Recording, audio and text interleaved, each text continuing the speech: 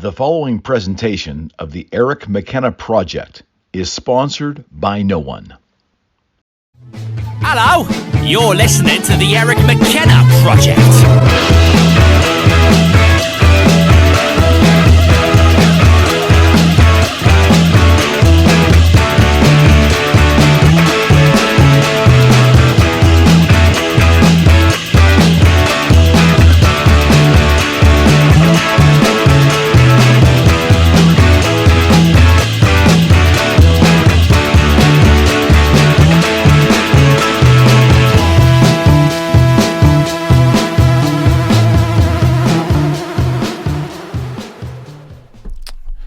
This will be the only time in the show I call him Doctor, but the first time when I address him. Dr. Ryan, how are you, sir? Doing fine. How are you? I'm doing good, man. Back in the land of living and Yes. rocking and rolling, and got through the holidays okay? We did. Yes, it was nice. It was nice seeing the little bit of friends and family that we saw.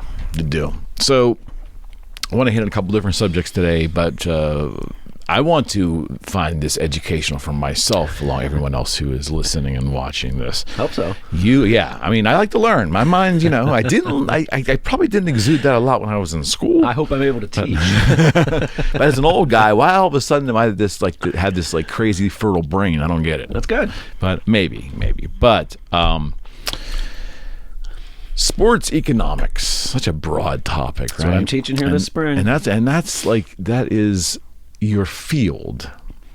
Yes. Economics is your field, but right. I'm an economist, but I seem to have found myself into the sports economics field. In grad school, I studied public economics and international economics. Sports wasn't an option. Sports economics, I'd have to look. I'm just kind of speaking off the cuff here. I think the University of Michigan might have a sports economics program at the PhD level. I'm not sure many other places would have a specific field in that. Sports economics involves, that's a big umbrella, right? Tell me the tenets it involves, the areas it involves. So when I'll just tell you the areas that I teach myself, and then I'm sure there's other areas as well. Okay. So I kind of teach ticket pricing models. Again, that's not like specific to just sports econ, but it's kind of taking microeconomic analysis and kind of applying it to ticket pricing models. So I teach ticket pricing models. That's why they're so damn high. We can look at stuff like that. It's interesting. Maybe they're not high enough. We look at issues in competitive balance in different sports leagues. How do we measure it? What measures do leagues take to try and pursue it? Is more competitive balance always a good thing? Issues like that. Fun topics for the kids to use their economic mind to try and get into and make some headway. Class is all about just discussion and going back and forth. We also look at issues of, I call it state and local public finance with regards to sports economics. So what are the models for justifying like building a stadium? Oh, for being an A's fan, this must be perfect timing for you, sir. Yes. And models for hosting the Olympics. When does that make economic sense, and how do we try and measure that? So just kind of areas around there that we kind of get into. Okay. And I look at wagering markets as well in my class. Definitely I'm a big fan of that. I've done kind of found myself doing research on wagering markets, and it's a joy. We'll touch on that. Yes. We look sometimes at corruption and cheating in sports, performance-enhancing drug use, things like that. What models can we apply from existing areas of economics that might help us understand those decisions? Is it rational when people do that? Should it be outlawed? Things like that. Okay. Just exploring those topics. Okay. That's kind of what I like to call law and econ kind of segment. Law and econ. Law and economics. Oh, law. Okay. What's a lawn? I'm sorry. It's all right. And then I also, it's fun in class. I have the students do a presentation, and what that involves is them finding a topic that's of interest to them, finding an academic article on that or two on that. All the students have to read it ahead of class, and then the students basically lead a class discussion. I'm sitting in the back and just tracking who's saying what, and they all debate each other. And I've gotten some really neat topics from what the students are interested in, like the law and economics corruption stuff has stemmed out of a couple presentations that the students have made. Okay. It's a joy. That class is really fun to teach, and that class, especially that class, I mean, all the classes are better in person, but that class really needs to be in person, and so I'm looking forward to that here in the spring. Okay. All right, let's start with ticket prices, because the average consumer looking at this, watching this, is going to say, okay, why are everybody thinks ticket prices are so high, right? I think a rational person can understand, look, salaries have to be a certain level to be competitive. Operations of the team, stadium, insurance, everything involved in that. That's what it is. Plus, the owners, of course, need to make money, right? It's a business. Yeah, I mean, to a certain degree, I'm not a huge fan of calling these teams monopolies, if you will. I'm not a huge fan of that term in economics in general, to be honest with you. I understand what it means, and it's important to teach the concept. But what I always like to say instead is, these teams have some degree of pricing power, right, when setting these tickets. But if you look at just a very simple supply and demand diagram, how we see what we call these price searchers, and how we determine, at least in the strict framework of the models that we teach the students, is they find their marginal revenue and up to the demand curve, and they do this whole thing. But the important thing is the prices that they set are a function of the demand for these tickets, right? So people like to look at Penguins tickets or look at Steelers tickets, or generally not Pirates tickets, but the other two, and they like to say, well, wow, those are too high. And it's like, well, they're a price searcher. They're certainly trying to maximize some combination of revenue and butts in the seats, and it's a function of people's willingness to pay. So, if people weren't willing to, at the end of the day, pay those prices for Steelers tickets, then they wouldn't set them at that level. So the demand has to be there. It does. It's I mean, any business, it doesn't just have to be ticket prices. I mean, any business, what price are you going to decide to sell your goods at? Well, it is it is absolutely connected to the willingness of consumers to pay for your product. It has to be. Well, and in teams in cities that don't sell out every game, they obviously manage all of that, because I can remember being a kid and going to 50-cent buck night at the Pirate game. If you want to sit in the general admission, you could find that. So they're managing ticket prices as the season goes for those teams that don't have sold out. Yeah, well, one of the fun questions to ask also is, and this is kind of a big overarching question that we get at, is a non-sold out stadium evidence of a pricing mistake, right? And so, if as opposed to interest in the club, right? So, if we have just a strict, profit/revenue, whatever your maximization is going to be, if you're looking at it just from like the money perspective, it doesn't necessarily mean that they've set the wrong price. What if it's the case that for one game this year, Bill Gates was willing to pay $1 billion for one seat, as long as no one else is there, right? Would the Pirates allow him to make that decision? Probably would, right? Is that evidence of a misprice, right? No. And so the ultimate lesson that we learn at the end of the day is, persistent, non-sellout situations is not necessarily evidence of a pricing mistake. It's evidence of that maybe you built too big of a stadium. For the market you're in. Right. Or the current demand circumstances that dictate for your team that you're selling tickets to. It's an interesting look to... But teams might not, just pure revenue or just pure profit might not be the only goal of the team. That's the simple model of it, but turn to real life, I mean, there could be some value in having a sellout, right? In, creating an aura of, there could be additional value to that. I think everyone can admit Optics. that, but, we kind of have to start. So Sure. what we always like is, do a model, and I try and do this in all my classes, right? Do a model in economics. Let's see what it tells us. And then let's go from the chalkboard and let's look out the window and let's look at real life and then see how's it differ, what's the shortcomings here, what's it capturing, and always trying to see the forest from the trees, but realize we're coming up with simple models to try and help us understand the world, not to explain it perfectly. Right. That has to be an interesting juggling act for an entity, because I think optics is huge, in especially in professional sports, right?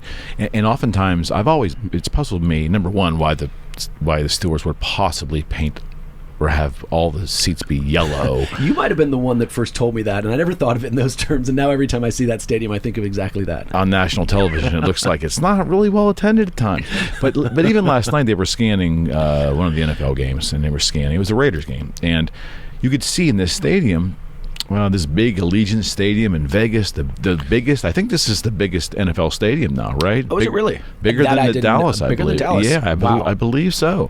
Bigger than the one in Los Angeles. Definitely the most expensive, I believe. Either that one or that big old spaceship-looking thing in Los Angeles that the Niners played at. Yeah. But there was all kinds of... it was interesting. You could see that there was lines of seats sporadically not attended. So I'm guessing those are blocks of seats of season ticket holders, corporate bought seats that are not attended, things. I always have thought wow, that's really interesting that the NFL is okay showing audience like that with big games with big blocks of seats unfilled. I've said this for decades. Like, how does that serve and obviously financially it's okay with them, but optically it's really strange.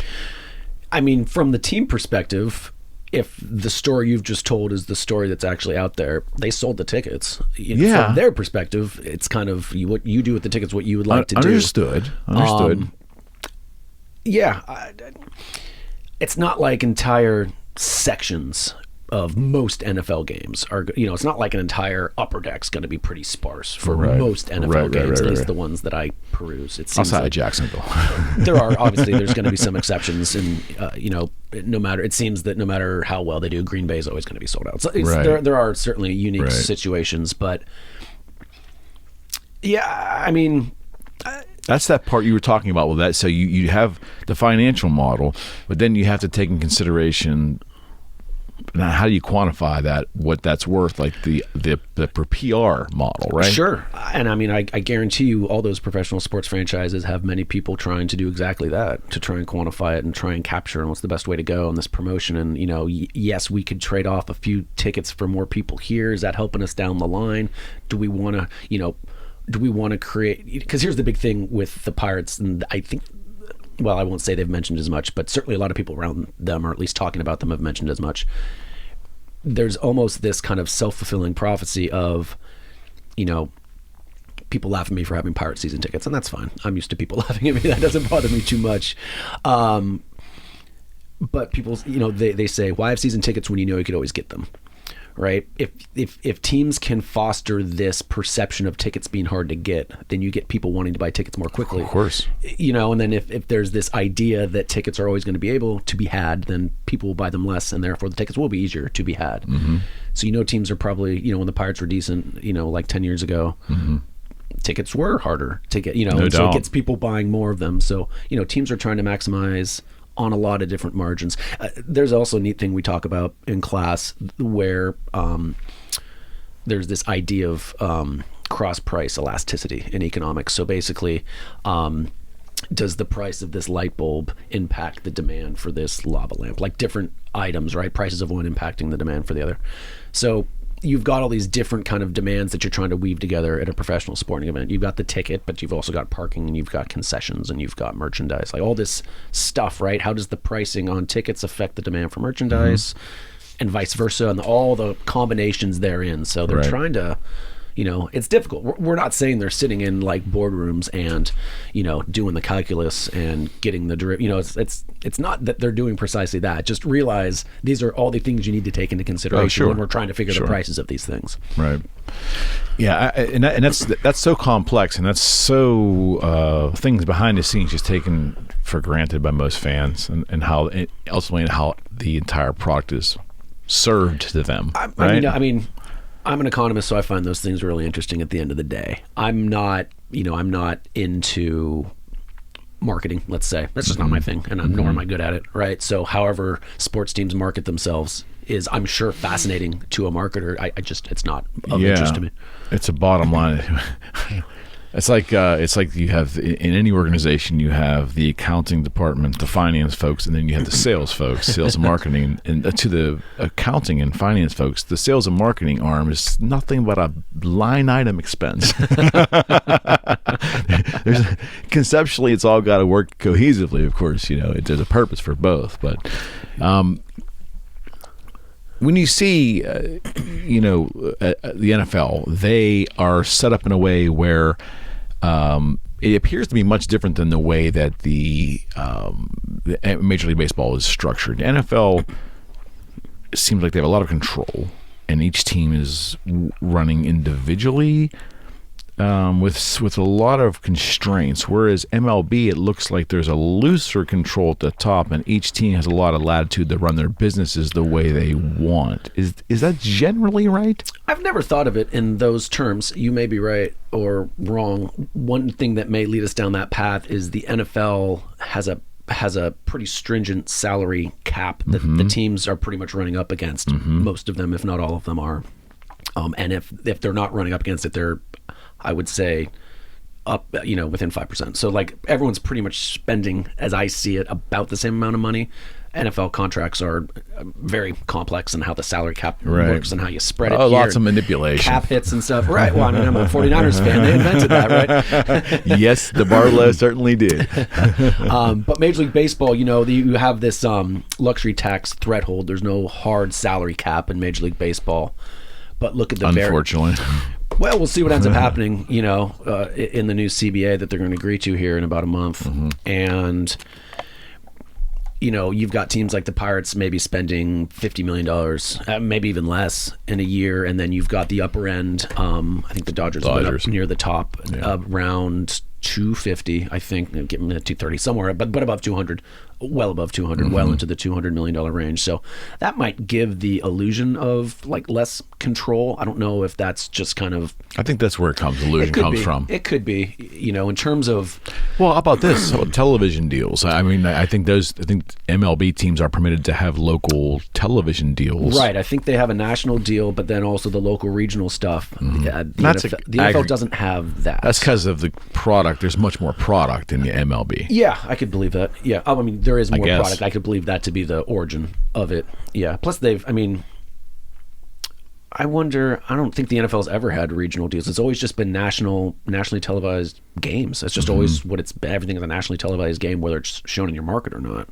Right. Yeah. And the distribution certainly changed in the NFL, but it's happened just so gradually the last 15, 20 years. Has the NFL ever been on a regional sports network? I'm trying to think back. I always remember ESPN wasn't initially a regional sports network. Okay, that's a fair point. But would you consider them regional when they started getting NFL games? No, that's a good point, though. I don't think so, because, I remember... Maybe in the 60s or something like that. Growing up, and it was games on NBC or games on CBS, and then Fox got into the mix. ABC was Monday night. ABC used to have them, right. And Fox came. I think the tide started to break in the late '80s when ESPN got the Sunday night game. Sure, that was a thing. Sure. Then Fox entered the fray. Now they're streaming on Nickelodeon and Paramount Plus, and they had Hulu. They had an Amazon something over the last couple years. I remember ESPN was a big deal when they got that, because back then cable was like still a thing. Like you had your networks and then you had cable. Yeah. And that was like a big thing. Yeah. But you don't really, like now. Think of cable as a big thing. Games on ESPN, games on, we probably have too much TV in my house, but like all the channels, whatever. And it's it's on 850 instead of 805. Well, do you remember what happened because of that? I remember distinctly when ESPN got that, and I want to say it was 88, maybe. Okay. Because it was cable, and cable was an expense. It wasn't really, the product wasn't being given away over the airways for free. Right. For the first year, I think that the people were pretty pissed off. There's a lot of people that were pushing back, and then what happened was ESPN then gave the local markets permission to simulcast. I think it was done in conjunction with NBC, the local NBC affiliate, ESPN, or maybe it was ABC because they were married to hip anyways, right? Right. They could broadcast it on the local ABC affiliate. So if your team happened to be in that ESPN game, they could broadcast it. That was the NFL's response to that. I remember that was a thing. That's a good way to get the general public on your side. That's for certain. Or expose the general public to ESPN. Both, or both. It just that's a wise business decision at the end of the day. It's the last thing you want is to piss off your fan base, people that are tuning in to watch the advertisements that are paying for the whole thing. It's the reason I bring up the difference between the two leagues. We can bring in the NBA and NHL as well too. But when I look at the NFL and the MLB, it looks like there's tremendous opportunities for local revenue to pour into the entity in baseball. Where I don't know how that really works in football. Does the Steelers have the same opportunities for financial wealth from their own community? It would be it'd be interesting, because it's going to need to be the interest in it, and maybe it is, but the interest in it's going to need to be like an order of magnitude greater, because like you mentioned, Major League Baseball is 162 games a year, and so how many of those are on AT&T Sportsnet a year? Probably like 140 of them, right? And then even then, that's only because when the freaking Penguins are in the playoffs, they push the Pirates off to Is that else. A problem? Is that when I say problem? Whenever baseball gets displaced, that's a problem. Yeah, well, no, 100% correct. And I like hockey, 100% true. I shouldn't say problem. Is that an interesting circumstance that has to be weighed? Lack of attendance versus having all the games. I mean, is there studies involved that you're aware of that look how broadcasting 95% of the games to a local market affects attendance? No, so offhand, no, I can't think of anything specifically that's looking at that. I'm certain that there is something out there that has looked at that, because that's an important problem, whether it's an academic paper or something more designed to be absorbed by a business and put to use. But around that point, I think it comes down to the question of, is broadcasting of games at the end of the day going to be a substitute of going to the games for the consumer, or a complement? Getting me watching Pirates games throughout the year when I'm not there makes me more excited to go to the games myself. You would think. At least for me, all I can speak about is for me. So if it's a compliment, right, if it's this idea that it can go along with it, then broadcast away. At the end of the day, you're fostering more of a loyal fan base that's more likely to show up to the games. You could also imagine a situation too where, let's say AT&T Sportsnet televised none of the Pirates games, at zero, right? I don't think it would be hard to imagine what remains of fan interest of baseball in Pittsburgh might just wither on the vine. I think that's absolutely possible. So I remember that question being posed. And you could say the same thing about sports wagering too, by the way, with regards to, is sports wagering something people do in place of going to games and enjoying the games and becoming a good fan or whatever, or is it a compliment, right? And I think the way that we've seen, particularly the NBA, but even the other sports leagues now kind of begrudgingly accept that it's there, and embrace even seems like a harsh word at this point, but they're not chasing it away like they used to. It seems to imply it's a complimentary good, to be honest with you, because if it was a challenge to what they're doing, they would face it away and chase it away on, you would think, every margin they could. Absolutely, and maybe it was the case. I don't know this to be the case, but I do know that for decades and decades and decades, sports leagues were very anti-wagering, big time anti-wagering, right? Yeah. Why though? Why? I would say because they probably viewed it as a threat to the revenue model, to be honest with you. At the end of the day, they viewed it as a threat to revenue model, whether it's directly through this substitute complement thing. They worried it was going to turn the high lie or something? Or indirectly, if they feel people are wagering, then the possibility of, throwing games and all of that might be let in the back door, and that might kind of challenge or threaten the competitive integrity of the sport. And that's what we need. That's what makes football and baseball different than wrestling, right? Is that there's this true uncertainty in what's going to happen, right? There's competitive integrity. People are playing to win. They're doing their best that they can to win in most circumstances, and that's what attracts us as fans.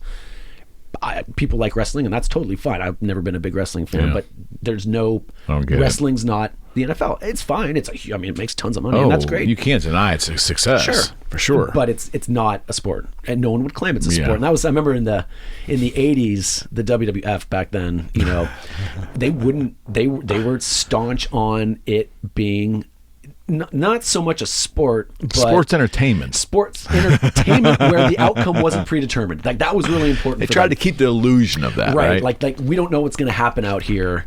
And I'm not a historian of professional wrestling, but at some point, for decades, everyone was kind of, winking and nodding, and then at some point, the WWE or whenever it was, they leaned into it to their credit, because that's really what people wanted them to do. I think Vince McMahon got it from his father. I think when that Vince took that over, I think he realized that the opportunity was there to create this crazy storylines and this theater. Yeah. And just buy on the side that it's not real. And then it's interesting too that they've now twice tried to create this XFL, right? So they kind of try to dabble over into the legitimate sports league. And I remember the first time when they did that, I was a senior in college. There was too much theater there.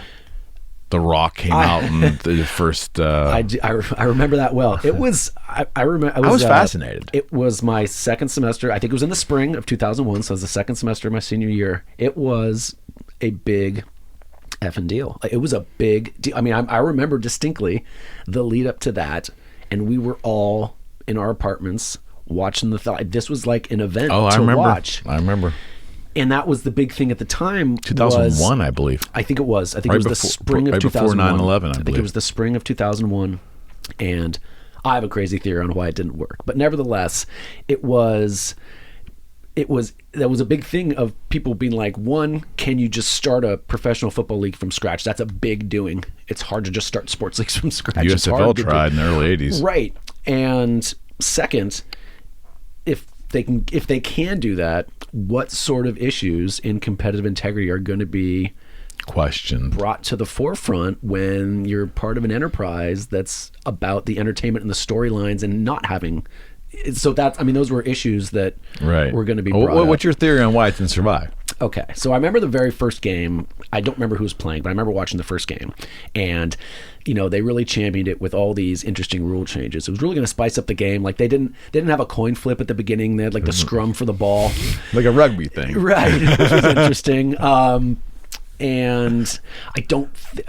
did they not have fair catches? I don't think so. There were some tweaks. To make it more violent. Right, or at least more action, or wherever was perceived in professional football as being perhaps a shortcoming on that margin, maybe try and have a fix by tweaking the rules a little bit, right? It resembled... And there was it 2-point football. conversions were Right. a thing.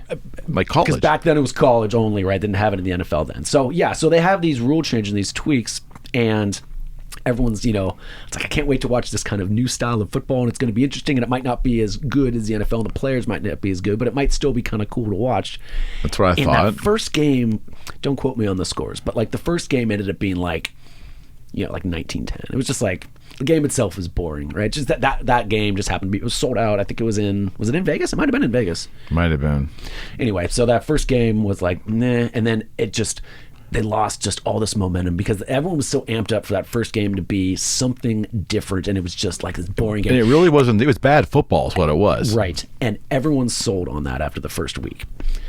We remember going down, there's a brewery near campus that we'd go to and have dinner, and I remember for the next couple weeks, they need something on the TVs there, right? It's springtime. Obviously there's no NFL football going on. I think it was before baseball had started, so you're kind of in that Niche. only Yeah. college basketball kind of thing going on. So Yeah, it's worst nice. time of the year, by the way.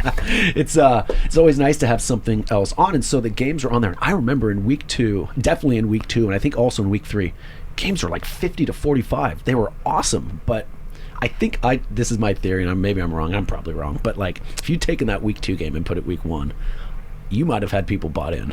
Yeah. Enough to ride a wave of, enough to get people through. They just had bad football. I don't think they had a lot of time getting the teams The first together. game was bad. The second game may have been bad football, but was entertaining as hell. Yeah. Oh, the second week, you mean? Oh, yes, week 2. The I'm second sorry. week, yeah, Week 2. week 2. And well, first off, there was too many elements I thought of wrestling. So you had more in the marketing of it Of course. than the gameplay. 100%. Sure. And they enabled the you players gotta- to put their weird nicknames Oh, on yeah, the back. that's right. He That hate was- me was that's good. one. Remember, he hate and me. then he ended up playing in the NFL, I I believe, think after so. that. Yeah. I But mean, if you're the WWE, WWF, I don't know when they changed their name, but if you're that organization and you're starting a new football league, you have to march the Rock out there.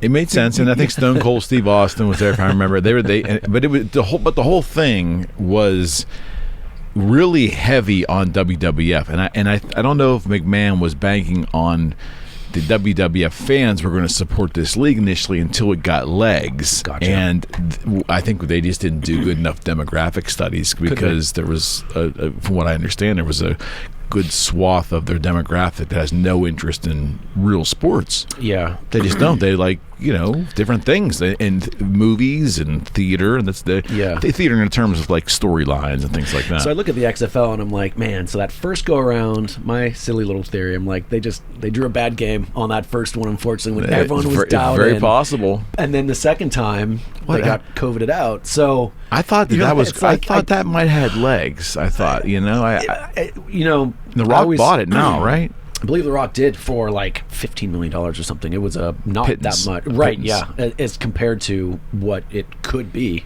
Yeah. I mean, that's Yeah. So So it's Now there's another one coming, right? The USFL is back now with all the original names of the team. There's a lot of nostalgia Are there. they keeping the original jerseys? Because those old school jerseys were awesome. Yeah, I think if they keep the nostalgia, although like the Pittsburgh team's not playing in Pittsburgh the first year. Did you really? see that? Like No. they're playing somewhere else until the Pittsburgh thing is sorted. The Pittsburgh Maulers. The Pittsburgh Maulers. Okay.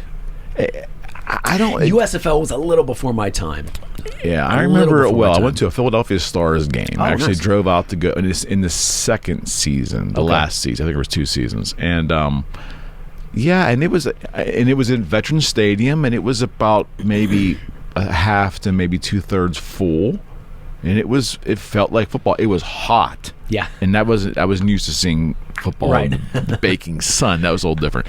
Do you think the country just needs that break? Do you think you can take a sport and do it? Because golf's done year round, right? I mean, there's seasons much. in golf, right? Yeah. I mean, they take a couple months off in the winter. Okay. It's pretty much it's like tennis. It's pretty much most of the year. They do. Obviously, you need to take breaks to let people get their legs back. Because the into them. seasons are intrinsically just getting long. And hockey seems like it's forever. Basketball is long now. Hockey does And seem like football a really keeps long. we're playing Super Bowls now in the middle of February, which is just insane. Yes. That's the seasons are getting longer. Yeah, I at least used to always see the Super Bowls were always in January, and now they're always in February. Yeah, I mean, I get it. Baseball has playoffs that run up to almost November now. I think Game 7 would have been on. Isn't that kind of strange? Like, because I know November is still technically the fall. I get it, but it's freaking generally cold in a lot of the country in November. Yeah, it's it's going to be interesting to see if the Twins make the World Series and you're playing outside in Minneapolis in And you play late October. My argument is from not from a wagering, but from a competitive standpoint. You play the entire season in generally really great weather, and then you have the most important games with inclement weather potentially. Yeah, It's a little weird. it to is. me. I don't see, if you want to have a season that's going to be 6 months long, I don't see any practical solution to. Right. It's not like let's play the first half of our season, let's have the World Series on July 4th, and then let's play the second half of the season. I always found it interesting that, I've gotten into soccer quite a bit more recently. I always found it interesting. I like the zip up. Oh yeah, go Swans! Big Swansea City fan. It seems to me they play a lot of their season in the worst weather that's over there too. Because they start in the fall and they end around May. Those fans are hardcore. They don't care. My brother is teaching in Salzburg this spring, and we're gonna try and go over there. I'm gonna try and go over there for a bit and we're gonna try and go to a game because I would love Very to go to cool. a European soccer game. Very cool. Yeah, those fans are hardcore. I had a friend in college that went and studied abroad in Argentina, I believe, for a semester. Right. And he went to some soccer games down there, and he came back and he had a line. We were going to an Angels game or something, and he said he kind of looked into the distance and said, it's not really a sporting event unless you feel your life is threatened.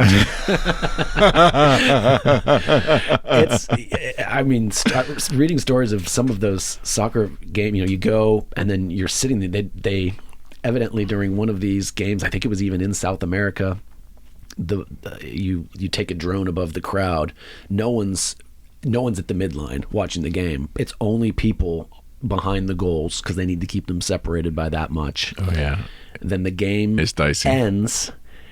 The winning team's fans, I think it's the winning team's. I don't think it's predetermined. The winning team's fans, maybe it's not because if they tie. But anyway, the winning team's fans stay.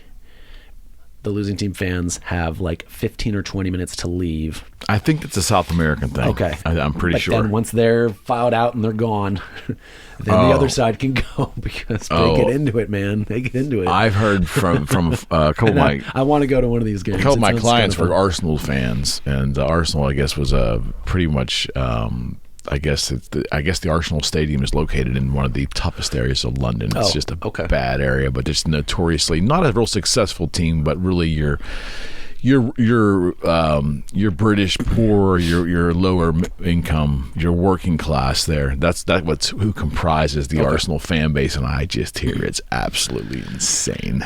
It's even from a consumer or a fan perspective, it's just a different experience watching these matches when the stands are full versus when they're not. Because when they had those stands empty, no doubt. it's just, that's part of it. That's part of it, is seeing these crazy fans and they're singing and they chants and just chanting horrible things. And it's just it's part of the experience. That's beautiful. I mean, sports was kind of like that in 2020, right? The sports that they had, and when they weren't allowing fans in there. I was crazy with soccer. It was so weird. I think baseball missed a golden opportunity to market the game on a broader level, because what they do is they'd filter out all the noise. When there's no one in the stadium, you can hear all the players are saying. Now, I'm sure it was similar with basketball and maybe to a lesser extent with football, but just because I'm such a big baseball fan, the idea to have the announcers to the side and just hear what the players are saying to each other, they're barking at the umpire. Put it on a 10-second delay, of course. And I've been loving. They have been starting now and then to mic up players during actual games. Now, they do it a lot during the All-Star game, and it's fun. I get a kick out of it.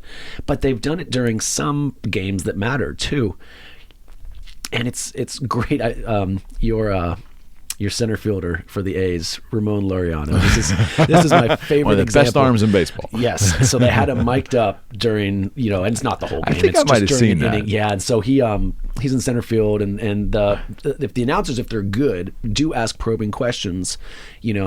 I saw you moved a few steps over before that pitch. What's going on? It's like, I can see, how we're working this guy, and so I'm going to move over. I love stuff like that. That's great. Yeah, absolutely. So they're talking to him, and all of a sudden the guy hits one like in the gap, and Laureano's like, you hear him breathing when he's running, goes over and he grabs the ball and turns around to throw it, but the guy's like already at second base, and he goes, "Oh fuck, that guy's fast." He even said the guy's name. I can't remember. God, he could run. But it's just he was honest. He's not trying to swear to be bad. It's just that's what the players are saying. Baseball. I know, and I imagine it's the same for basketball. I just don't know basketball, and even if I heard the football stuff, I wouldn't know football or hockey. But baseball, I think the know, football so I loved stuff's it. fascinating too. Like, you could hear all that at the baseball stadium because it echoes through the stadiums, and it was so uniquely. Basketball, I imagine, could probably be pretty good there. When I'd go to the Duquesne plays basketball games. I'm sure they still do, but before they had the new arena on campus, they would play, I don't know, like a half dozen games over at the arena where the Penguins play. Oh yeah. And they were pretty sparsely attended, so you kind of got everything the same. echoed in there. I remember, I remember they played. So I went to graduate school at West Virginia, and West Virginia used to play Duquesne every year, right? And they'd alternate. So West Virginia would go down there, and then the next year West Virginia would come up here. Duquesne would go down there, and West Virginia would come up here, and they'd play them at the arena. And one of these games was pretty sparsely attended, and Bob Huggins, you could hear everything he's saying during the timeouts. And, guard someone now, with a lot more expletives coming out. You've got the game going on, which is enjoyment, right? And then you've got the timeout. It was almost like the Super Bowl, where you're like paying attention more during the timeouts and more during the game. Oh yeah. And I'm like, what's Huggins have to say? It's like you can't leave during the break in action. You're going to miss all him yelling at everybody. The fan experience is often sanitized. Let's face it. I mean, we're just used to having a sanitized version of our NFL games. When you're watching it on TV, for certain. Right. Yeah, in the late 90s, I was working for a company in Pittsburgh here we sold pagers of all things, and I had a lot of the clients were Steelers and some Pirates. Really? But I was the pager guy for the Steelers for a couple of years, and Coward did not like me. Was that on your business card? Yeah. No, but Coward did not like all these pagers going off in meetings and things, and I was banished from the stadium for a while. Really? Yeah, no fault of my own, mind you. But I would trade airtime for seats, and I would be able to sit with the family, because they would give me 2 tickets. But they would get comp tickets, and their families would sit there. And it was on the 45 behind the Steeler bench. Oh, wow. It was awesome. Went to 7, 8 games, a couple Monday night games over 2 years. My point to this story was sitting down there, hearing the families talk about things, having the players come over to the railing, and then actually being able to hear in quieter moments players talking to each other. And then out of that relationship came one evening where I got a pass. I had a NFL pass that I was, I was only permitted from the 35-yard line to the end zone, and we were just straight, don't go close to that, So I'm like, but seeing and hearing the violence and hearing what's being said, and just like the viciousness of the whole thing back like in '98, I can imagine today. but it was just it put a whole. I'll never look at football again once you get that close and you see another side to it. And I'd imagine that's anyone gets a peek of a game like that. Like seeing it under the hood. A fan's peek, yeah. Yeah, and I think it's that. To be honest with you, if we want to make it halfway currently somewhat relevant, I think that's what at the end of the day drew people to John Madden so much is that he gave you the look under the hood in a way that you could understand even if you didn't know. And so we had the 2020 baseball season, there were no fans here in Pittsburgh for the entire thing. This in my mind was, we tried to pull every string possible to try and get in there as like a media or it's something, because even if it's just one game, to take this in without any crowd noise and hear what they're saying. It's just no way to get in, huh? So visceral. We tried. I don't know. There's a handful of people I know, friends of mine, handful of people they know, and evidently the word back was, I think there was like 35 people. I think it was 35 people let in. They're like, if it was 40, you guys could be in. But it's like there was 35. Was it family? Or was it? No, like 35 media. Oh, media folks. Right. Okay. And Canada's back to doing this again with hockey recently. Did you see that last 2 weeks? Are they restricting There's no one. No one at the games at all. Wow. I don't know if you noticed what happened with hockey. I coincidentally. I know last year they had them, like it was just the Canadian teams playing each other and then the American teams with a restricted kind of travel thing. Are they still doing the Canada teams here in the U.S. and vice versa? So when they enacted it, they basically just looked at the current schedule where everything was. If you were a Canadian team who was physically in America at that moment, oh wow, you could go to the American cities that you had team. But if there was any, no American team could cross the border, and that's how it is right this moment until the middle of January. I believe all these games got canceled and postponed. So Americans are playing hockey. And Canadian teams in America are playing hockey. Wow. Now Canada can play Canada teams, but only to empty state. It's really, I don't know what the scheduling looks like, what the schedule department of the NHL is going through right now, but it's got to be unbelievable. They probably felt okay doing that because now the NHL players aren't going to the Olympics, and so they've got that like window. I think you're right. That figure it out kind of window. I think you're right. That's why they're probably willing to pull the trigger. But I know we covered this on one of the previous shows I was in here, but let's take yourself back to like 2018, let's say, and you're like, what the NHL is going to do? They're just going to stop playing a bunch of games, and then they're just going to figure out the schedule on the fly. And baseball, NFL, you just be like, there's no way that's ever going to happen, right? The things that are happening in these sports leagues that everyone is, doing in the name of safety and don't want to go down that path. Sure. Just the policies and the schedule changes, the logistics of it, just figuring it out on the fly. College basketball, even I've been noticing there have been some teams having to postpone games and cancel games. This, that. There was, I think it was Kentucky and North Carolina. They were set to do one of those like, Jimmy V Classic things. It wasn't that, but one of those things where they get like 4 pretty good teams. Play like a back-to-back. And they do their thing. Well, one team in each game had to pull out for whatever reason. So the other 2 teams are like, we'll just play each other. Like, these games are set up like years ahead of time, and now you're just like, 24 hours ahead of time. Let's play them instead. It's remarkable you're going to see pro teams get to that point. I'm telling you now. We were able to coordinate a game for this afternoon. Tickets will go on sale at 1:30 if you can get down here. I'm not saying it's the right or wrong decision. I'm just saying it's remarkable. I think it'll start in hockey. If it's going to happen, I think it'll happen in hockey. It already has. If they're they're already foregoing some of the games on the schedule. Oh, it's insane! Like it's unbelievable. So yeah, Canada now they've resumed Canadian versus Canadian team NHL games, but they're to an empty stadium. Because I was watching a game, I just turned it on and it was streaming it or something, and I'm like, wow, there's like they got the vinyl wrap over the. They're back to that again. Yeah, it wasn't now. Did you watch any hockey during 2020? Not a whole lot. Do you remember what? Because I remember watching a couple of games out of curiosity, and you could hear a lot, man. Yes. I mean, it was. There's an attractiveness to that, for certain. But again, see, I have a real good friend that's a huge, huge hockey fan from high school. Real good friend from high school, and I think he would love that because he knows what all that parlance means and the context of it. Whereas, I'd just be watching, they'd be saying things that are probably terminology specific to the sport of hockey that would go right over my head. That's how I feel about football. I'd probably just be hoping for an F-bomb here. That's about what it would be. But for baseball, your 9-year-old boy come out on there.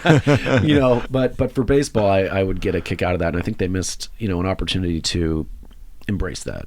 I don't know. I don't know in terms of regulations. I know they don't want people swearing on TV, but I know live sporting events kind of get a little bit of a leash with regards to that. How could you not? Right.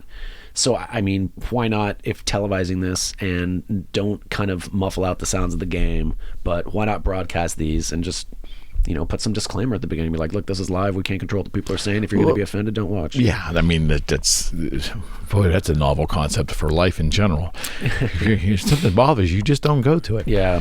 There's no law that says you have to. But especially with baseball stadiums being either really, really large. You can hear the crack of the bat like you've never heard it before. Or outdoors, right? Yeah. A lot of these are outdoors. Yeah. I don't think they're ever getting themselves back to a situation where they're going to be minimizing attendance at these things. I don't think so. Only way would have to be in a state that is inclined to want to do stuff like that. Yeah. And it would have to be an indoor stadium.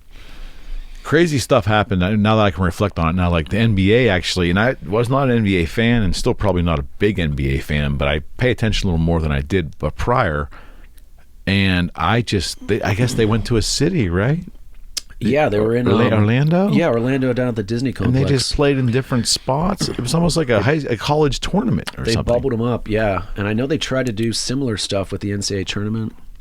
Just finding sites and kind of keeping them, try to keep all these people within a bubble. That's one model of trying to deal with this. They completed their championship tournament, so I guess that's got to be the barometer for success. Is they completed what they set out to do. Right. Football didn't do anything like that, and they also completed their tournament. So again, hockey's an interesting game. Like when I watched that hockey with no fans, there was an echo in there that was very similar to when I watched my child play hockey with no fans anywhere, or a high school hockey game with no fans. You hear that echo. Yes. That was coming through on NHL games, and that was really strange. Yeah, well, just because you're used to having the din of a live audience in the background, and then the sway of the games and the crowd getting excited, or the crowd not getting excited, and that's part of it, though. It is. You don't realize that it is part of your viewing experience. You're not just watching the game; you're taking in the experience, and you don't realize that until it's been taken away. Right. It's always, if I asked you in 2018 or 2019 or whatever, right, before all of this, what is it about watching hockey on TV, or what is it about watching football on TV that you like? It's like, I like watching the good teams play. You'd say something standard, but you wouldn't be like, man, I'm there to hear the crowd noise. Yeah. I'm not saying you're watching it 100% for the crowd noise, but it's part of it. Okay, it's so definitely part of it. In 19, I went to Oakland. I think I shared this story with you. I went to Oakland with my son to see the wild card game, and they lost. But A's lose? Yeah. In the playoffs. I'm an A's. Heaven forbid. I grew up an A's fan. We could commiserate. I can assure you they absolutely lost. And we flew back the next day. But it was a chance to see the team. It was a chance to be a Pittsburgher and go there and see the team. And see that old, archaic shithole of a stadium almost filled, which was interesting because they opened up Davis's Mountain. Did they really? Mount Davis? They pulled the wrap off the seats. Wow, I didn't know they did that for playoff games. Yeah, I have the video of that, and that's why it was so unique to me, because you never see that for baseball ever populated up there. Yeah, so I grew up in this Bay Area, and my dad was a big A's fan, so I grew up a big A's fan, and I remember living there through the whole 2002 season, right? The Moneyball season, and where they won 20 games in a row. And the only time I remember them pulling all the stuff off was their 19th win. This is a very weird scheduling thing, but their 19th win in a row was on Monday, and that was... Memorial Day, is that the one in the fall, or is that Labor Day? Labor Day. Okay. So it was on Monday, it was on Labor Day. They won their 19th in a row. It was against Kansas City.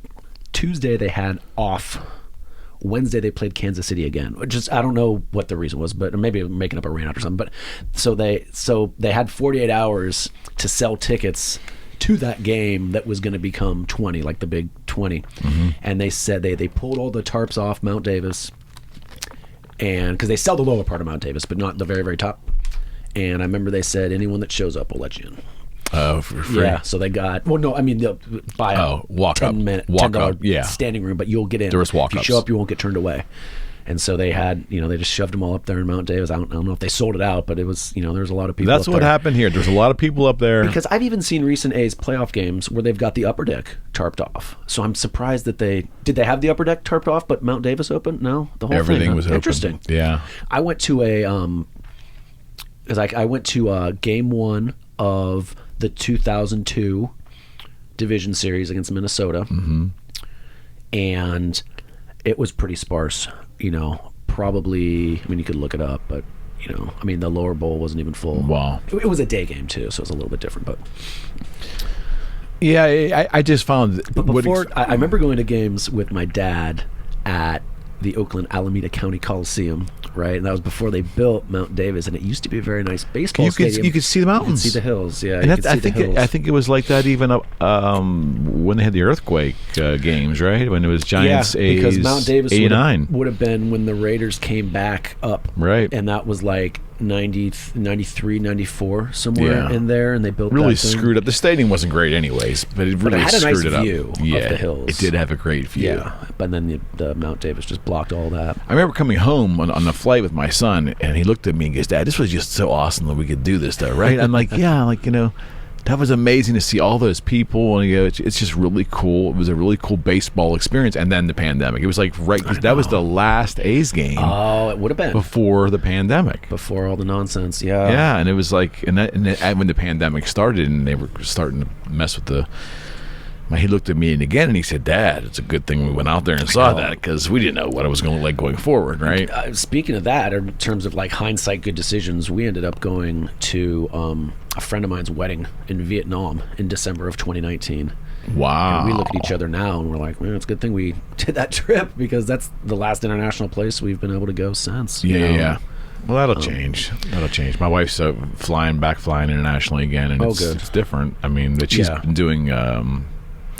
She's been doing Tel Aviv, and if any country on the planet is more restrictive, it's Israel. I mean, everything from, but even like I don't even think they're doing sporting events over there. I think everything kind of is just paused. I think so. Interesting. Yeah, it's very interesting. Let's talk about wagering. Sure. Okay, so can you give me a brief history of like? It was, and again, I wasn't paying attention because it wasn't really ever a part of my life, betting. It just wasn't. One day I wake up and like there's all these advertisements for like sports gambling. What I remember about sports gambling in television and sports was you'd have these like little cable shows during the 90s where you'd have 3 prognosticators and they'd all try to sell you on their 900 numbers or whatever. And that's, and that was kind of like you were getting your advice a half an hour before the games. And that's what I remember. But it was so not permitted, and once in a while you hear Howard Cosell or Dandy Don or someone if a last minute score happened and it went over the total, you would hear them make there be a snide remark that probably made so many people happy there in that last score, but we won't talk about that. Probably like less than 5% of the people really picked up on at the end of the day too. Exactly. So and all of a sudden here we are. Was it 2017, 18, 19? When was it legalized in Pennsylvania for sports wagering? Yeah, somewhere in that range. I want to say maybe 18. My mind was give me a year. My mind was blown, and then when you saw the leagues, because they were required to, they embraced it then. And they had to. When you see that, it really messed with my mind as a sports fan, being a non-gambler, because I was like, wow, this is like. They've always been real anti-gambling, and they didn't, they never wanted lines, the money, not the money line, but what they call it, the spread. They never wanted to talk about spreads, and never wanted to associate it with anything to do with the teams. They would even fine people or banish them. Look at Pete Rose, banished from baseball for gambling. So all of a sudden, almost it seemed like overnight, everything changed. Yeah, I mean, their initial kind of hostility towards it, I think, is going to be based in this idea that, gambling is somehow going to be tied to threatening back to this topic, the competitive integrity of the game, right? That's at the end of the day, why is it that we like watching, the Steelers play the Ravens versus like a wrestling match? And that underlying it at some point is that the outcome's not predetermined and there's some uncertainty to it. That's crucial to fans watching sports and being invested in sports and being invested in the outcome. And if gambling can be seen as a viable and legitimate threat to that competitive integrity, then those leagues need to stave it off at the pass every chance they can, if they truly do believe that to be the case. The fact they're embracing it now, I think, is implicitly saying that they don't believe that to be the case. And it's ridiculous because you've always had, the fix is in. You'd Yes. always hear things like this all my life. When you talk about Steelers football, when they would lose, the fix was in. So there's always that underlying thing, but now it's almost like that. The NFL would always push back, right? I mean, the professional sports teams would push back on any of that nonsense. Of course, there's integrity. But now you're just opening up every imaginable concern possible. It's all welcomed back in almost. Yeah, it's interesting. It's fun to talk about what are the conditions that would need to exist where we might most likely expect game fixing, price shaving, whatever, that activity to emerge. Because you'd like to think, all right, well, let's look at the cost benefit of a professional athlete, right? How much can you get from a bookie or someone looking to do this? What's going to be your take at the end of the day, right? And it's going to need to be high enough such that at a minimum, well into the six figures that I'm earning, right, is going to be worth the I get caught and now I don't have my salary. Like, it's got to be there. I mean, imagine someone like who makes Albert Pujols has made a ton of money in his career, right? Someone approaches him to fix a game. Baseball would be hard to fix, but nevertheless, someone that's made a ton of money. Like a basketball player, like LeBron James. Yeah, okay, a little LeBron James. Tennis is where this seems to be the most, let's say a Roger Federer. Okay. What would you have to pay Roger Federer to throw a tennis match? Probably, it probably doesn't exist, right? I mean, that, we always like to say there's a price for everything. And but would that match generate enough money to even justify paying him? Right. So we need to think of all these margins where this stuff's taken place to where we might expect it to happen most often. We need to have a sport where someone can reasonably kind of affect the outcome of a game. Baseball might be tough. It might be tough for, maybe I'm a starting pitcher. Maybe that might be what would happen. But if I'm an NFL player, can a bookie have enough confidence in my ability to actually throw the game? Like, let's say I intend to. A quarterback, maybe? I don't know. It's tough. So Did Neil O'Donnell throw the Super Bowl against the two interceptions to the same back? So that's what it would have to be, right? It would be something like that. Which is why, we might, it's like maybe the nature of the sport is something that we need to take into consideration. So there's actually a lot of, whenever you hear the scandals emerge, it seems to be in tennis. I always find that interesting because I don't myself imagine international tennis wagering markets to be of such high volume such that it makes sense at the end of the day. Maybe they are. Maybe I'm just not looking at the right stuff, but evidently it is because, we do hear these stories now and then. Of various tennis pros, obviously not the ones at the top because they have the most to lose, so it's the ones at the bottom that aren't making as much, right? And when we get into the issue of the big risk here in terms of deciding to throw a match is going to be foregone salary. Well, what athletes out there that we watch all the time have the lowest foregone salary? College athletes, right? So they've got a little bit different calculus. Good point. What if I'm a basketball where we've seen some things emerge as like point shaving, right? There have been some episodes of this over the years, and it's like, well, I know I'm not playing NBA basketball. I'm not getting paid for what I'm doing. This is not, I may get my name in the newspaper, and that wouldn't be pleasant, but this isn't stopping me from working for, at the end of the day, JP Morgan, whatever my major is and what I'm doing, know, so it's just fun to explore. Well, where might we most expect to see these things like this come along? And to wrap back to where we came from, I don't think you're likely to see it in professional sports. Where we did see it was that, what was his name? Tim Donaghy, something like that, the ref in the NBA that was found to do that. That's interesting. I don't know what refs' salaries are.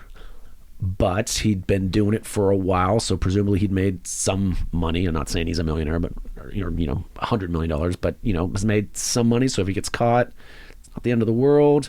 Does he have control over the outcome of a game? Boy, he does have control. Refs have a lot of control. So I just kind of like exploring the areas of where might we most likely see this kind of emerge Boxing. at the end of the day. Yeah, right. So that's always the area I like to explore when it comes to issues like this. And students have done their presentations in class on that exact topic, and it leads people down really neat paths of just kind of thinking about where we might see. Because if you take, that's got to be what the NBA's, those professional leagues, if they're worried about that, I think if they take a step back and think of the dynamics of it, I don't think point shaving and the like is, point shaving is interesting because you're not changing the outcome of the game. Right, so that's another thing. Intentionally missing buckets, right? Right, to hit an over/under. Excuse Okay. me, I'm sorry, not an. Well, it could be an over/under, but to generally with a point spread. Mm-hmm. And there have been studies that looked at this, and there are some people that believe there's evidence, and some people believe it's not. There's quite a robust academic discussion that's gone back and forth on whether this is existing or not. But again, if that's, and that begs the question too, if you knew there was point shaving going on in games, does that sell you away from the sport, right? Because you're like, I don't know. I mean, it doesn't give you more confidence, certainly, in the sport. But on the other hand, if I'm just worried about wins and losses, am I that concerned if they win by 6 or if they win by 12? Oh, if you're a money line better, right? Right. But I was just talking about being a fan. If got you're it. betting, yeah, it matters quite a Got bit. it. Obviously, I get you're it. betting. I But get then, if it's, I don't know, it's a lot to consider. But I think their antagonism against it is rooted in this idea of going against competitive kind of integrity of the game. So I'm assuming you saw or heard about the whole Antonio Brown blow up last week. I did, yes. Okay. The drama is irrelevant to me. What was fascinating is just a little bit of a deep dive there about like what his reason for doing that was. And part of the reason that's been floated out there is because he wasn't going to get his bonus money or his catches to get his bonus money. I had heard that. Okay. That got me thinking and paying attention a little bit more.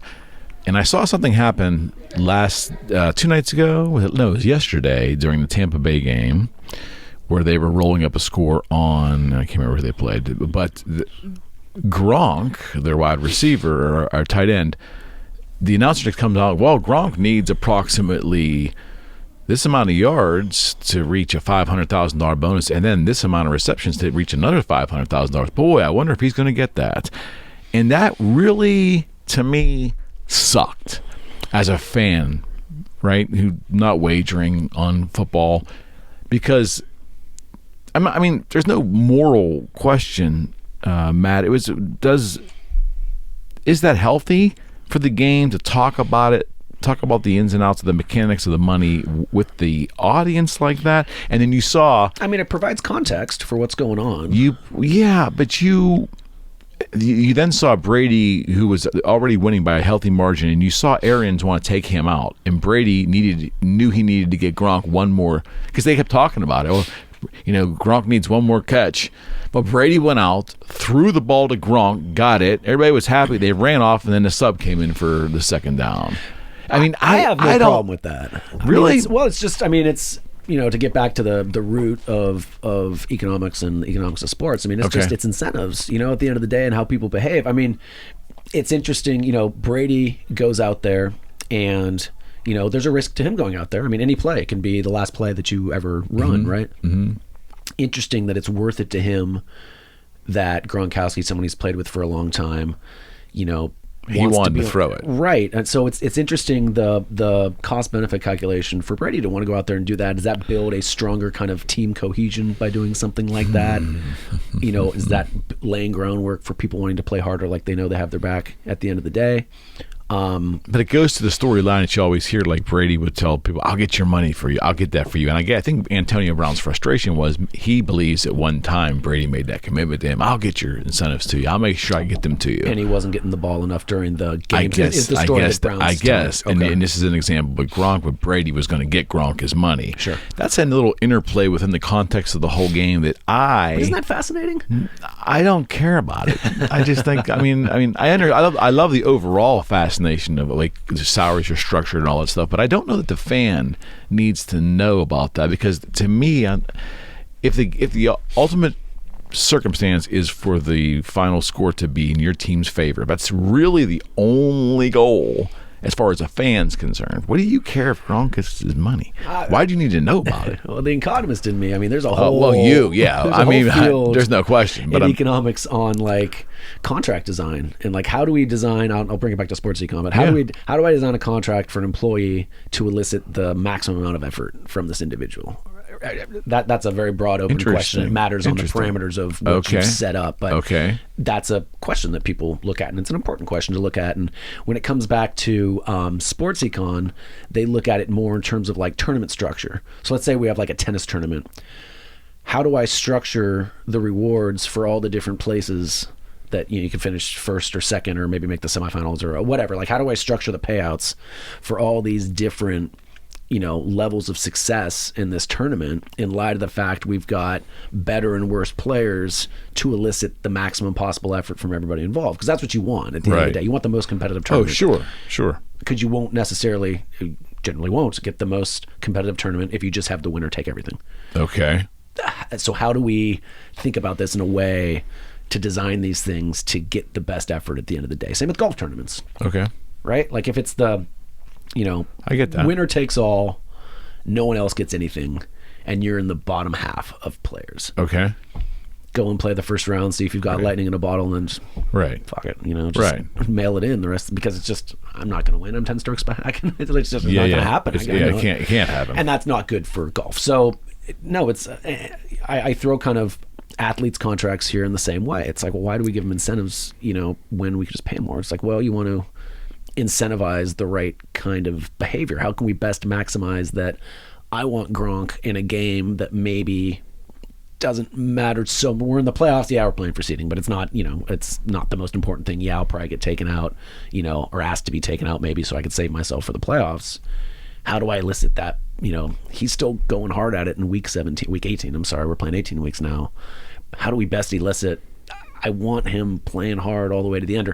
I want to incentivize him to a certain behavior, whatever that behavior may be that I want to get out of my employee or out of my athlete. I totally get it. How do we crap? So I'm sorry when they say that stuff. I find that tremendously interesting. No. I'm just asking a question. See, I feel like things really got weird when players' salaries and the mechanics of free agency and all that became public fascination in the late 70s.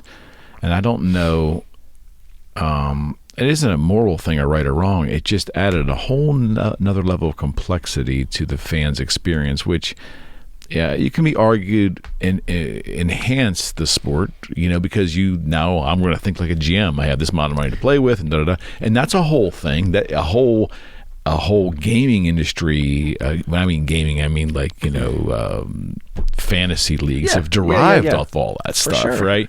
So that's a whole nother part of it. I just, maybe because of my age, as a little kid, the purist in me was like, I was there for the sport itself. I didn't give a shit that Dave Winfield was going to go to the Yankees from the Padres for $1 million. I didn't care about that shit. What it does, for those that want it, we were talking a little bit earlier about like, isn't that just like too much? Isn't this too much baseball? Isn't this too much football? We're playing the Super Bowl in February and with the World Series in November. Isn't it too much? For those people that want it, that's the off-season sport for them, is they can track that stuff. Well, look what we do with the draft. The draft is like an industry now, right? Certainly for the NFL, and the NBA too. It's for all of them. For me, it seems like the NFL was really the first one to make the draft like a really big event. It's an event now for all four of them, to be honest. But it's just crazy. Major League Baseball's really been taking steps to try and make their draft, like they're starting to invite people. There's so much. I feel like there's so much more. I feel like there's a lot more variance in projections for the baseball draft, like for the No NFL. question. Because they always have that room with like all the No picks, question. and then the NBA they have them too. Like they kind of, if we get 10 people in there, they'll be the first 15. I don't really know where, Well, no one cares about the second round. right. But with baseball, it's tough. It's like if we want to invite someone there, the last thing you want is someone invited there that doesn't get picked. That's because that sucks for everybody involved. That sucks for Major League Baseball. That sucks for the player. That sucks. And it's Right.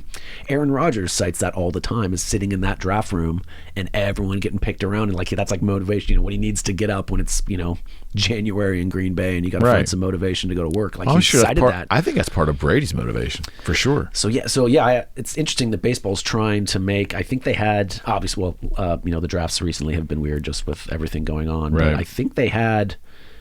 Maybe he was in his own home and they just zoomed him in or something. But I think Henry Davis, the player the Pirates picked, I know was part of that program, and I think. I think Major League Baseball is naturally going to have a ceiling on how much of that they could do, just because of the inherent. Pirates took people that were expected to go. Pirates took people near the end of the first round, second round, guys they selected early in the rounds, not expected to go till much, much later in the draft, because the common assumption was, they've got this college scholarship and they're very, very wedded to that. Got it. Right. There's just this variability in terms of, I just don't think you're ever going to get accuracy of projections, or at least a low enough variance that Major League Baseball is going to start looking anything like the NBA draft or the NFL draft.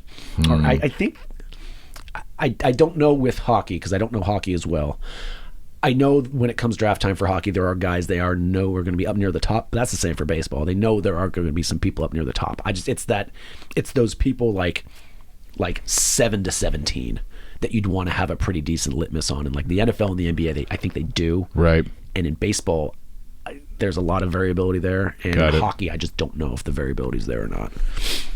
Baseball, do they invite all of at least the first rounders in a room and do the ceremony and the jersey and all that stuff? But see, that's the thing with baseball, is they don't know who the first rounders are going to be. I would bet, because of particular circumstances, signability.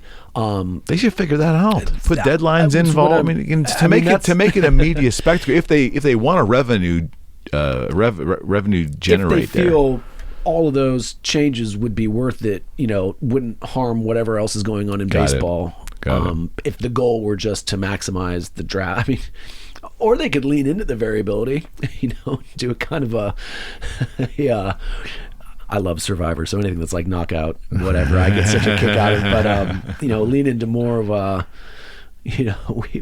We've invited the top 80 prospects. Let's see which 50 don't get drafted, and just kind of lean into the bad side of it. That might be interesting. They could do that. I don't think they're likely to do that. I do think traditionally in baseball, where they do the jersey thing, is at the actual ballpark, of the team. Right, that's when they them, sign, like a day or two. At baseball, right, and so that's kind of when those tend to happen. But maybe it's not coming to mind. I don't think they're holding up a jersey. I'm going to go ahead and guess that one, but maybe I'm wrong. Because again, they could get drafted. That's the thing, is in the NFL, you're drafted by that team. You're playing for that team. Like in the NBA, the way it works with college now, like you're in the draft, they draft you, you're on that team. Because they're not In going baseball, straight to that's the majors. Yeah. In baseball, not even that. In baseball, you could, the Pirates drafted this guy named, I think it's Mark Appel. Anyway, they drafted him in out of Stanford in whatever the year was before they drafted Meadows. So maybe like 8 years ago, let's say, whatever, 8-10 years ago. And they drafted him, and he was a junior at Stanford. And the way the rules work is you can enter the draft as a junior, more or less, when you're in college, but you don't have to sign. A lot of people go in at that point that are really good because they've got leverage in negotiations then, right? Like, I have an option not to sign with you, so maybe I can get higher amount of salary, and he never signed with the Pirates. So it's like, why have the guy hold up a jersey? Yeah. No, the mechanics of the way it works is different. Yeah, 100%. But it's another revenue opportunity from it is. Yeah, I don't know. It's just, it seems like, certain sports lend themselves to certain things, like we talked about with the point shaving or the corruption or anything like that. And I think another thing we could say too is, certain sports lend themselves to a draft spectacle, and certain sports don't. I don't think baseball lends itself to that. It's fun to they limit the rounds now, but back in the day, I think you had to make a certain number of picks, but you could have the choice to, I believe, take as many as you wanted. I think that's how it was. So Piazza was, famously like the 70th round draft pick as like a favor because he was, I think, Lasorda's godson or some relationship there with him and Lasorda. It was like that's great. Yeah, that is so great. Let's draft him, and the only rule is if you draft someone, you have to offer them a contract, and so let's draft him. Let's offer him some minimum something. And the guy signed because, he was not expected to be very good at all. And it turns in, he's a good player. But, right. I always love looking back. If you look sufficiently far back in like baseball archives or in team histories, it's always great to see, this pitcher pitched in this game, 78th round draft pick. You're like, wow. That's I think it's fascinating. I could have been a 78th round draft pick, and maybe that could have been me that would end up playing. And I get such a kick out of that, out of the really, really high drafts, but they don't do that anymore. They should. That'd be fun. They should bring that back. Teams have the option to draft. They need to draft at least X, and then they have the option of going beyond that and maybe cap it so you're not drafting 1,000 players. But whatever. I mean, just how many rounds are there in the AFL? Do you? In the NFL? Yeah, 7. I think it's 7 or 8. It's less than 10. Okay. Was there more than 10 at one time? That I don't know. I don't know. I don't think I've ever heard of a 32nd round draft pick in the NFL when looking back. Based on some of the defensive players this team's had in the last couple of years, there might have been a few of them out there. You never know. The great thing about the draft to me with baseball is you have to dig a little bit as a fan. Everything isn't just thrown in front of you. With football, it's almost predetermined like months ahead. You knew the top 3 picks. Between those 3 teams, they might have cut a deal to do something, but you knew who was going to go where. So it's really kind of there's a whole industry into the draft for the NFL. I mean, you've got the combine, and you've got all these analysts everywhere. We've got Mel Kiper's top 10. We've got everyone's got their list, and this is the top person here, and this team needs this. So draft projections. I even think I wouldn't be surprised there would have to be. And that's all part of the sport as a fan. Sure. See, that's different. That's part of the NFL that's emerged, and that's fine, and that's great because to me the corresponding equivalent for baseball is like following the minor leagues and seeing where the prospects are and how they're ranked and who outperformed this year. And absolutely. What I am liking about, at least specific to the Pirates, is they seem to be a little bit with this new management group a little bit less strict about how players move through the minor leagues. So if a player's doing better, accelerate them more quickly. It's about time. I know Huntington was kind of like very station stodgy. to station, kind of not terribly flexible. So it's things like that following the Pirates and enjoying the Pirates and enjoying baseball in general is not just seeing the 162 games they play. It's seeing knowing the evolution of the team and where it could go and what could happen. And if you are a person that is inclined to statistical data and to how that feeds into the whole story, you're living in great times. Oh, for sure. It's the best. Compared to the late 80s, I remember I watched the Pirates with a lot of vigor from 85, 86, 87, 88, and I saw Leland come aboard and Bonilla come aboard and Drabek and all these Bonds. And I watched that team get to 90 where they lost 3 in a row, but it was more exciting from 85 to 89. Even the 89 season was a fall off. Watching that form, there was a beauty in that. And then once they got for 3 years, it was exciting and they lost. Okay, but I had more fun during the lead up to it, if that makes any sense. Yeah, I mean, it's something that's unique to baseball is that minor league sort of setup. When people are interested in who gets drafted, if you've got, if you're following the Steelers, whoever it is they draft, they're right out there in the next training camp, and you can watch them right away with the big clubs. So there's this, there's some fun in watching it develop, and trades for minor leaguers and who does well, and that's part and parcel of following. But that's the baseball. difference between a baseball fan and a football fan. For those who don't really care for the other sport, you can really look at their personalities and see 2 different people there. It's funny. You really can. It's a different experience and requires a different level of interest in both. But even with you, like in the 80s, when you said that was, just as much fun as what transpired right after that for the Pirates. More fun for me. Right. I mean, did you find yourself like checking minor league scores in the Post-Gazette every morning, stuff like and that. at the end of the year, I would buy. I actually bought the book of the Sporting News sold a book at the end of the year, and I did it for 4 or 5 years of every box score of every game played for the season for all the teams, and I had all that stuff. I mean, I was a Sporting News reader, which is the information was a week or two late.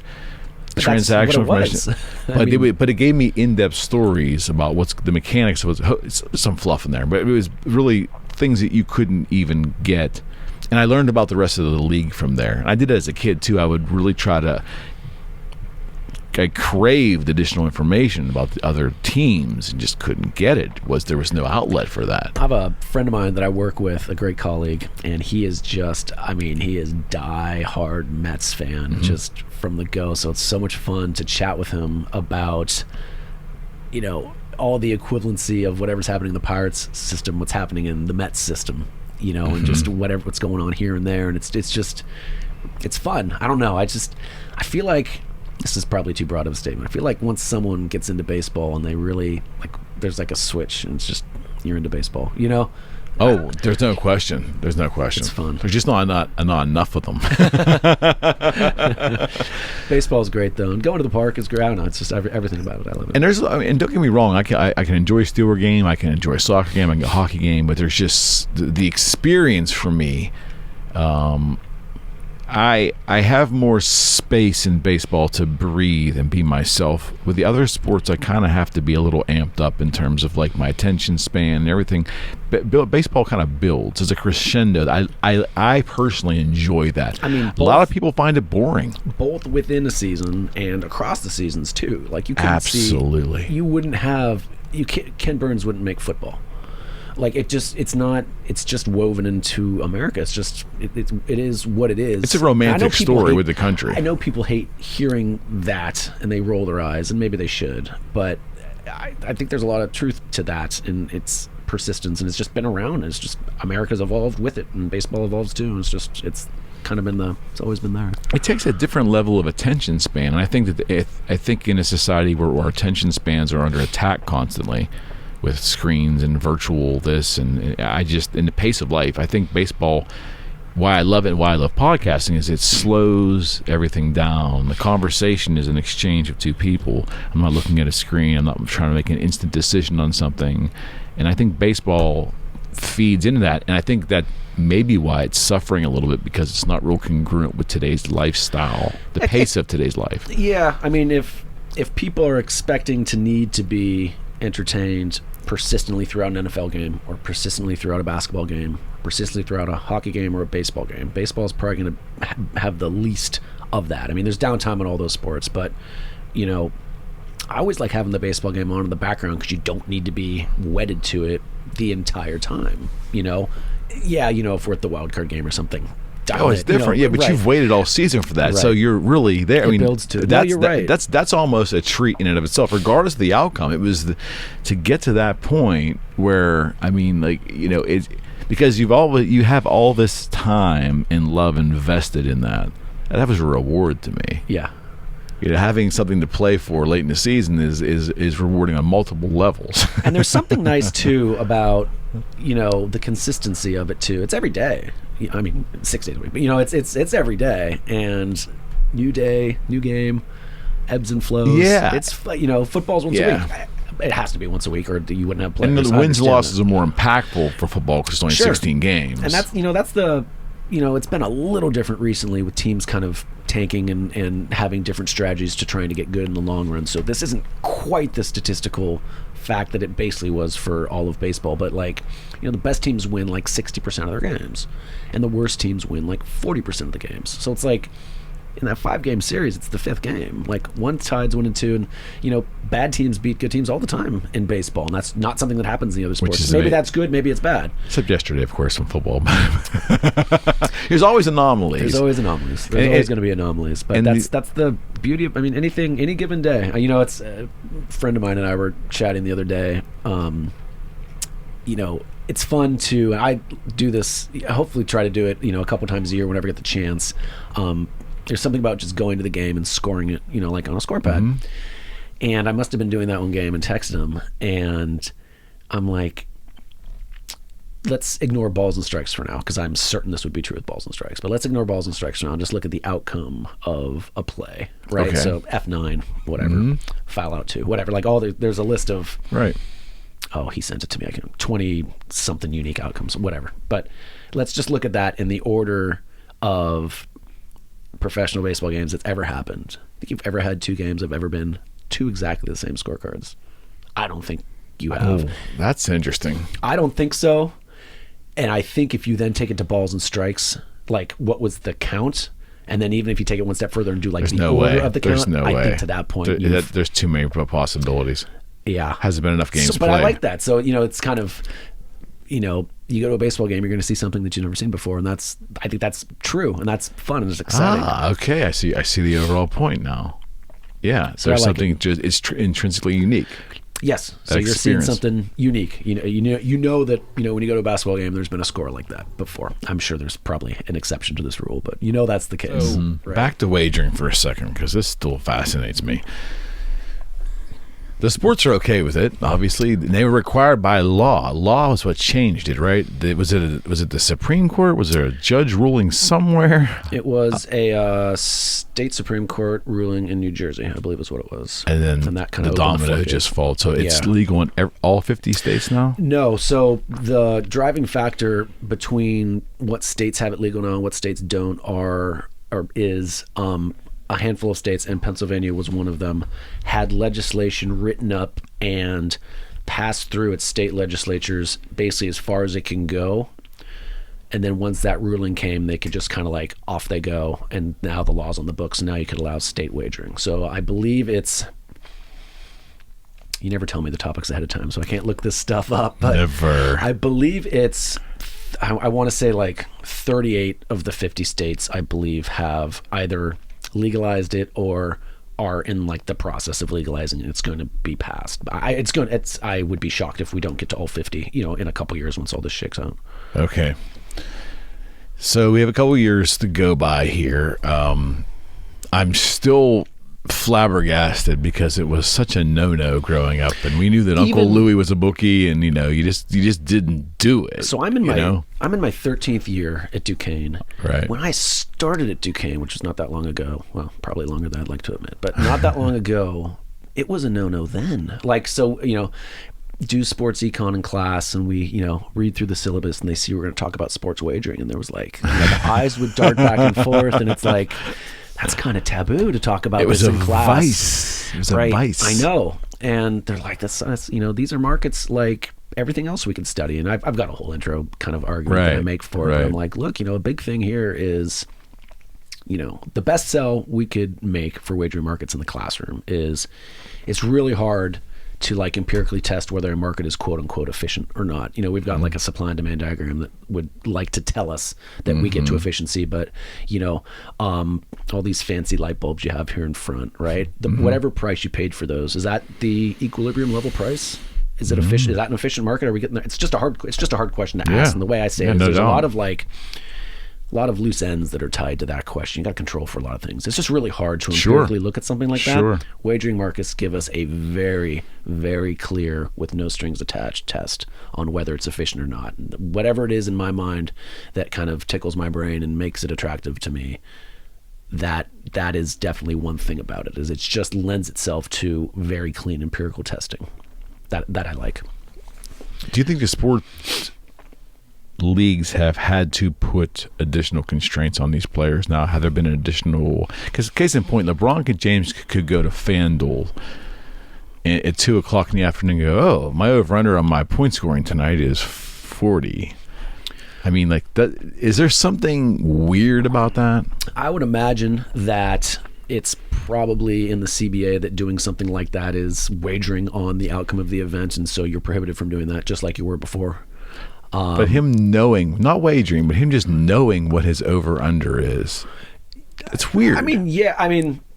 Legally, no. It's weird in the sense that, he could take a step back and be like, I'm LeBron James, and there's a lot of things in life that revolve around me. It's just whenever you have an impact on something, you could take a step back and say, wow, that's I guess my point is he's probably used to that. I think he's lived his whole life having a lot of impacts on a lot of things, whether it be sales of items, whether it be merchandise, whether it be wagering. And I think it's just... What about a marginal player? Yeah, I mean, by definition, the marginal player wouldn't be having as much of an impact on all those things. But I think that just comes... It has to go hand in hand with being a professional athlete. I think you just have to come to terms with some things. Case in point, let's say before this, 10 years ago, right? Still, as a professional athlete, let's say you're a Steelers player and you're a marginal player, not the quarterback, whatever, you're a marginal player. You have to come to terms with the fact that if you mess up, you're gonna have a whole town that's gonna be pissed off at you that didn't know who you were before the day started. I think you just got to come to terms with that. It goes with the territory, right?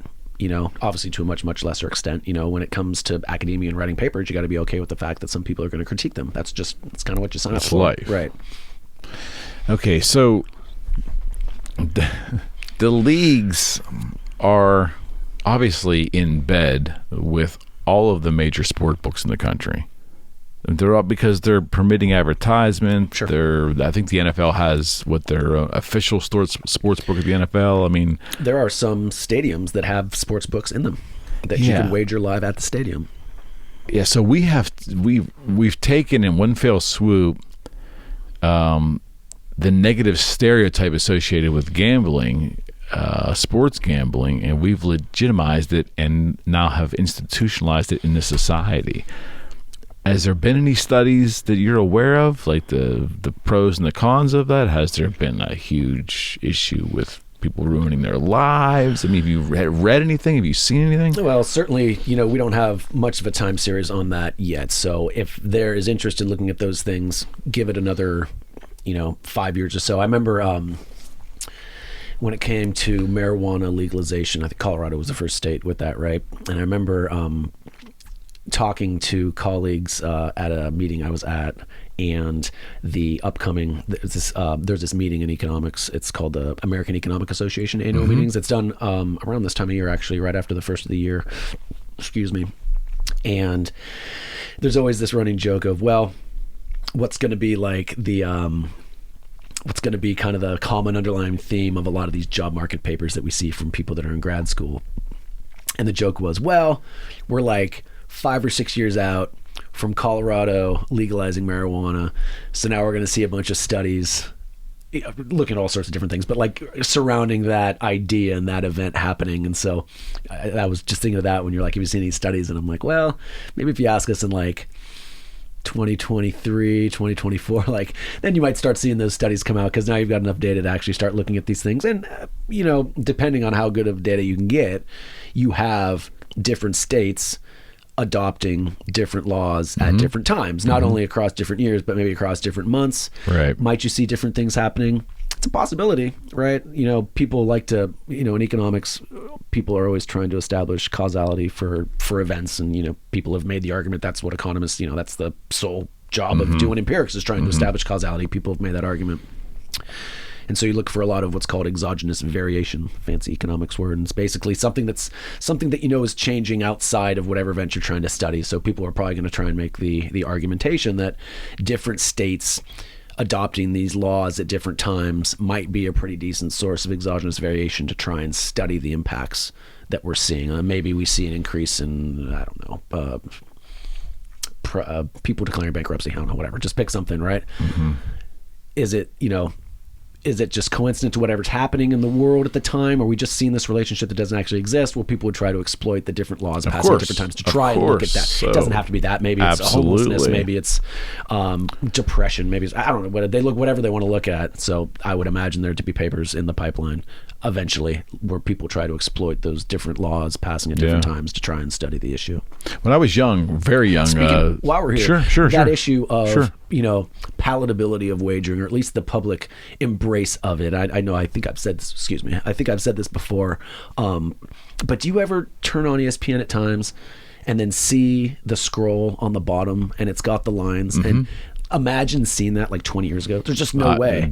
It freaks me out. The other thing that I talk about in sports economics is the general embrace of ticket reselling. Ticket scalping used to be just like abhorrent to society as a whole. Now, I have to believe it's, with StubHub and such and all of that. And I think people are kind of coming to embrace secondary markets. It's capitalism.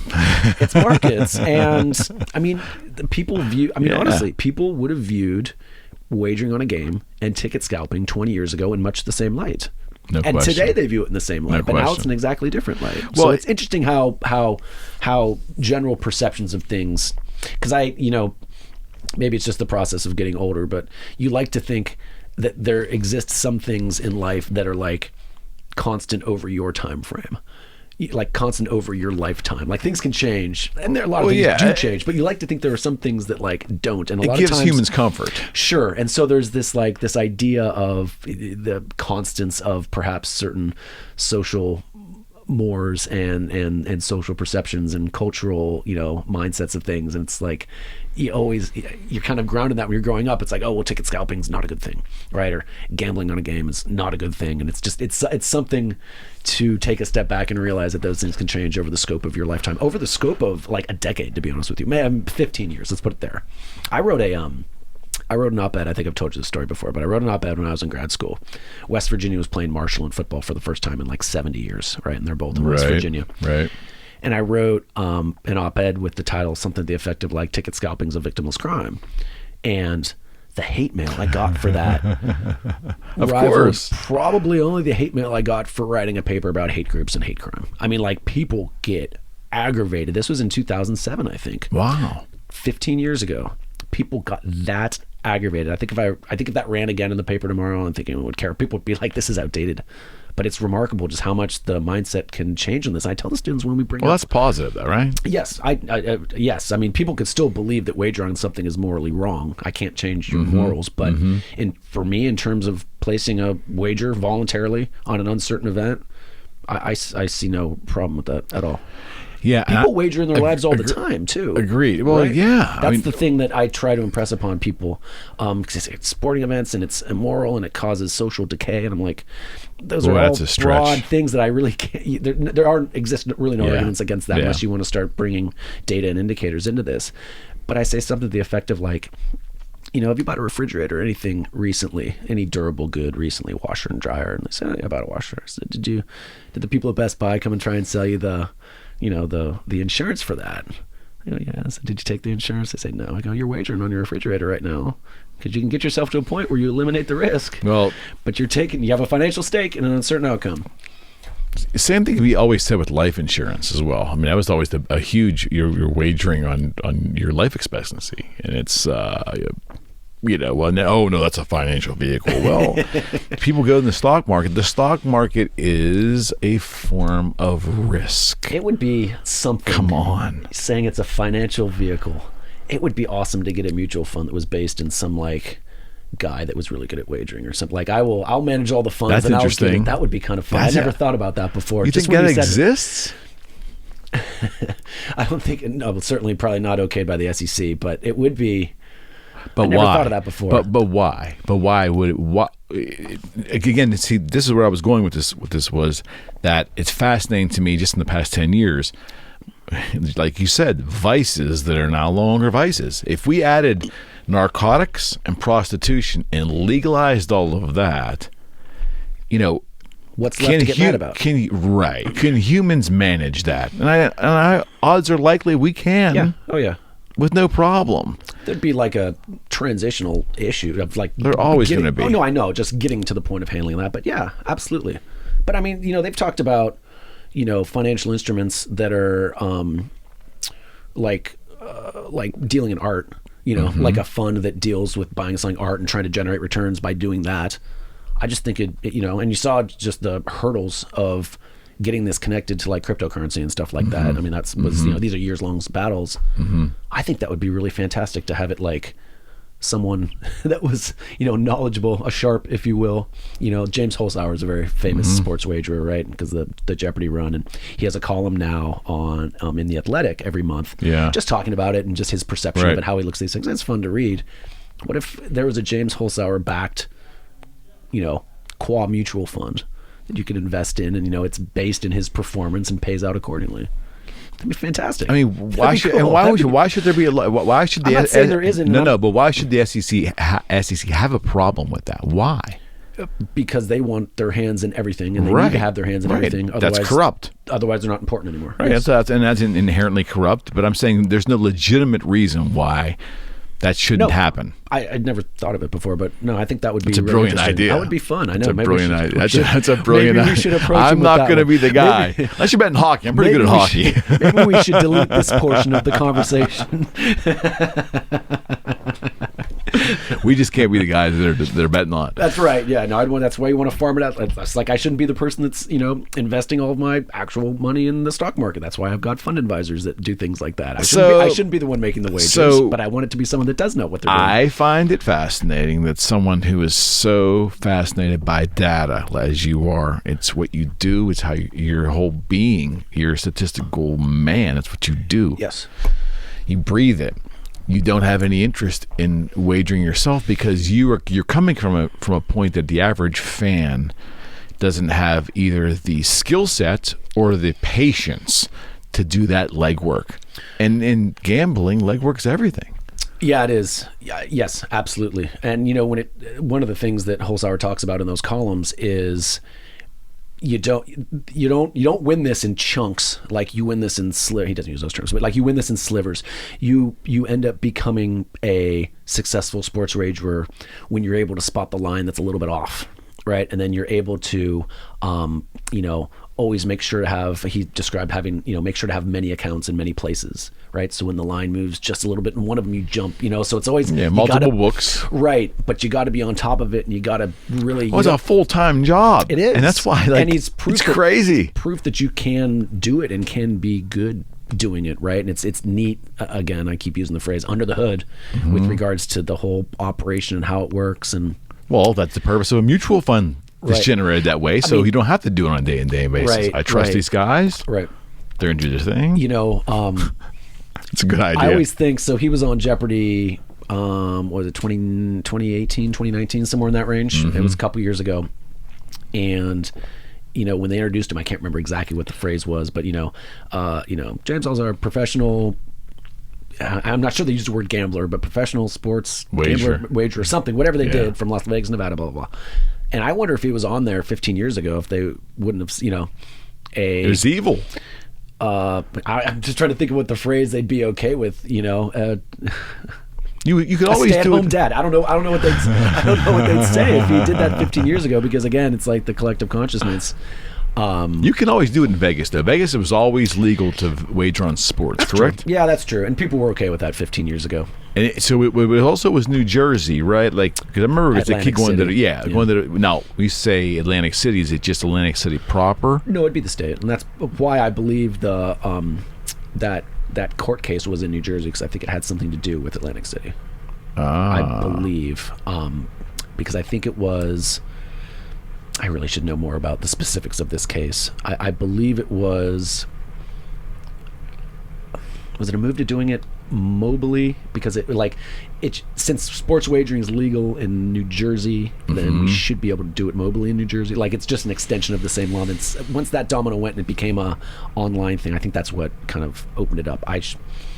Next time, seeing as you never tell me what the topics are, I will read about this ahead of time in anticipation of directing the conversation towards what I read about ahead of time. Fair enough. I will do. Fair enough. If you take the moral equation out of these things, and gambling is proving it now, it's got to be an incredibly big industry. And what I find is generally, in theory, the benefit is you take organized crime out of it. Take organized crime out of drugs. Yep. Organized crimes out of narcotics, cocaine. Take organized crime out of prostitution. Yep. And you mainstream it as just part of society. Markets are strong, right? Market's going to happen whether you make drugs illegal or not. Market's going to happen whether you make prostitution illegal or not. Market's going to happen whether you make sports wagering legal or not. Markets are going to happen. Can you allow it to be legal and out in the open and allow, scaling, right? broad stuff, allow existing companies to get involved, existing, ways of doing things, all of that. Once it's out in the open, right?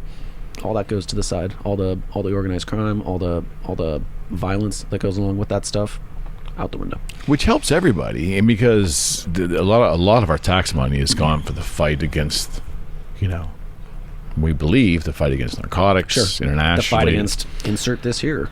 It's the war on drugs, the war on poverty, the war on illiteracy, like all that stuff, right? I mean, a lot of tax money's gone to that. And sadly, to be honest with you, I think the reason that sports wagering laws have passed quickly and with relative ease is I think state legislatures see this as another cash grab opportunity, is the ability to tax what's going on in sports wagering, another way to try and generate more revenue for the state. Well, the Pennsylvania citizens have already been fleeced because we were promised, if I remember correctly, when the casinos were permitted to go in, that property taxes were going to be addressed right away with the taxes coming from the casinos, and it was going to be an alleviation of property tax in Pennsylvania. That has not happened to my knowledge at all, and that was 10 years ago. I mean, that's what I would run on if I was any candidate that was looking for a state office. That's the biggest lie that was told to the. So it's gonna, just to clarify, I'd never heard that before, but because property taxes are a local thing, right? So it's going to be casinos in local air. So like a casino in Allegheny County would alleviate Allegheny County property taxes. That was the general gist? Yes, okay. And then there was some other mechanism that would also filter money into municipalities to take a percentage off of school taxes uniformly throughout the counties. Gotcha. That never happened. Sure. And it's the same thing with we've always thought that the gaming issue in Pennsylvania, which was the lottery, we always thought that huge amounts of monies were going for the benefit of the senior citizens, and we would hear little tokens of like drug money would go to for their medication money. We'd hear things, but no one's ever really laid out, hey, this is what the lottery has done for our senior citizens. Sure. It was a slogan, and that's where I think confidence is eroded with the public in regards to what is promised with its gambling revenue. Yeah, I mean, the only upside you could really say to something about that is, that bait and switch has been done so many times that people aren't surprised by it and are kind of expecting that to happen. That's why it's there. So maybe they can factor that into their decisions moving forward. Like, you're telling me one thing, I know it's wrong, but let me at least factor that in while I make my decision moving forward. Yeah, on the premise of it, it's just no. I think you're spot on too. Back to the we've probably beaten this one to death already, but the mindset of sports wagering and how we've embraced it now over the last decade or so.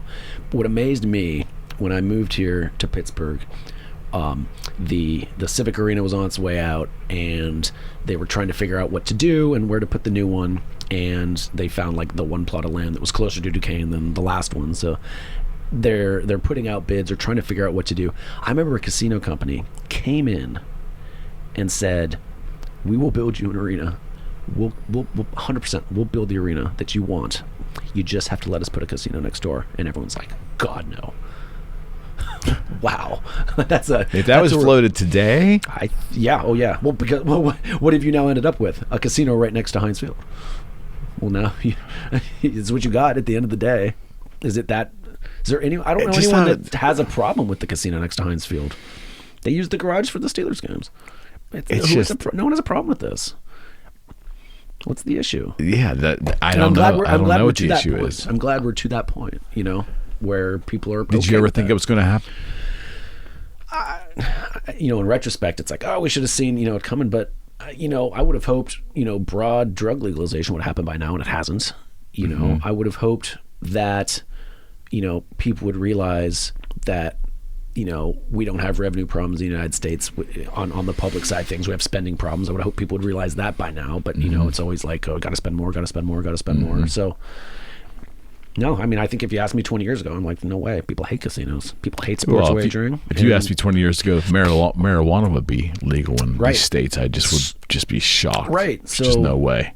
you never know how public opinion's gonna move, or it's fun to be a part of the wave. It's fun to kind of witness the wave as it's coming. At least on these topics that are moving the right direction. I remember there's helmet several. laws. I was driving one day, and all of a sudden, motorcycles were riding around on this sunny day, and there was no helmets on. I'm thinking that guy's going to get arrested. I'm like, oh, wait a second, there's no helmet, and that's a different thing, smaller. But I mean, still, that kind of quote unquote freedom to make a choice is I think we need more of that. Yes, absolutely. Right. And I just wonder what's next. I mean, if we could look at examples the other way, I think we're currently in kind of a disappointing wave of like anti-immigration as well. I think a lot of people are kind of for a litany of reasons that they have come up with that generally aren't true, at least on the economic side of things. They tend to be kind of anti-immigration. It's like that's, hopefully in 20 years when we look back, it's like hopefully we see that tide turning and we, embrace free association, across borders and within borders. Yeah. No, I would agree with you on that. I've always, as a child, you wonder about things. You grew up Sure. like, my buddies and I, smoked this joint, but I come home, I eat some potato chips, and I go to sleep. But my next door neighbor here comes home off of a bender from a bar and Sure. beats his wife, Right. and the cops show up. Sure. One's legal, one is legal. So when you're Yeah. young, you see things like that. Things that just don't make sense. Well, and I think the tough part, particularly for that example, is trying to understand that laws don't establish morality, right? We can't legislate morality. Can't legislate morality, and laws don't equal morality. But it's easy, as someone that has very young kids, it's a natural, easy starting point, sometimes to say, why is that illegal? Why is that legal to do that? Why is it not legal to do that? Well, that's good, that's bad. Like, it's easy.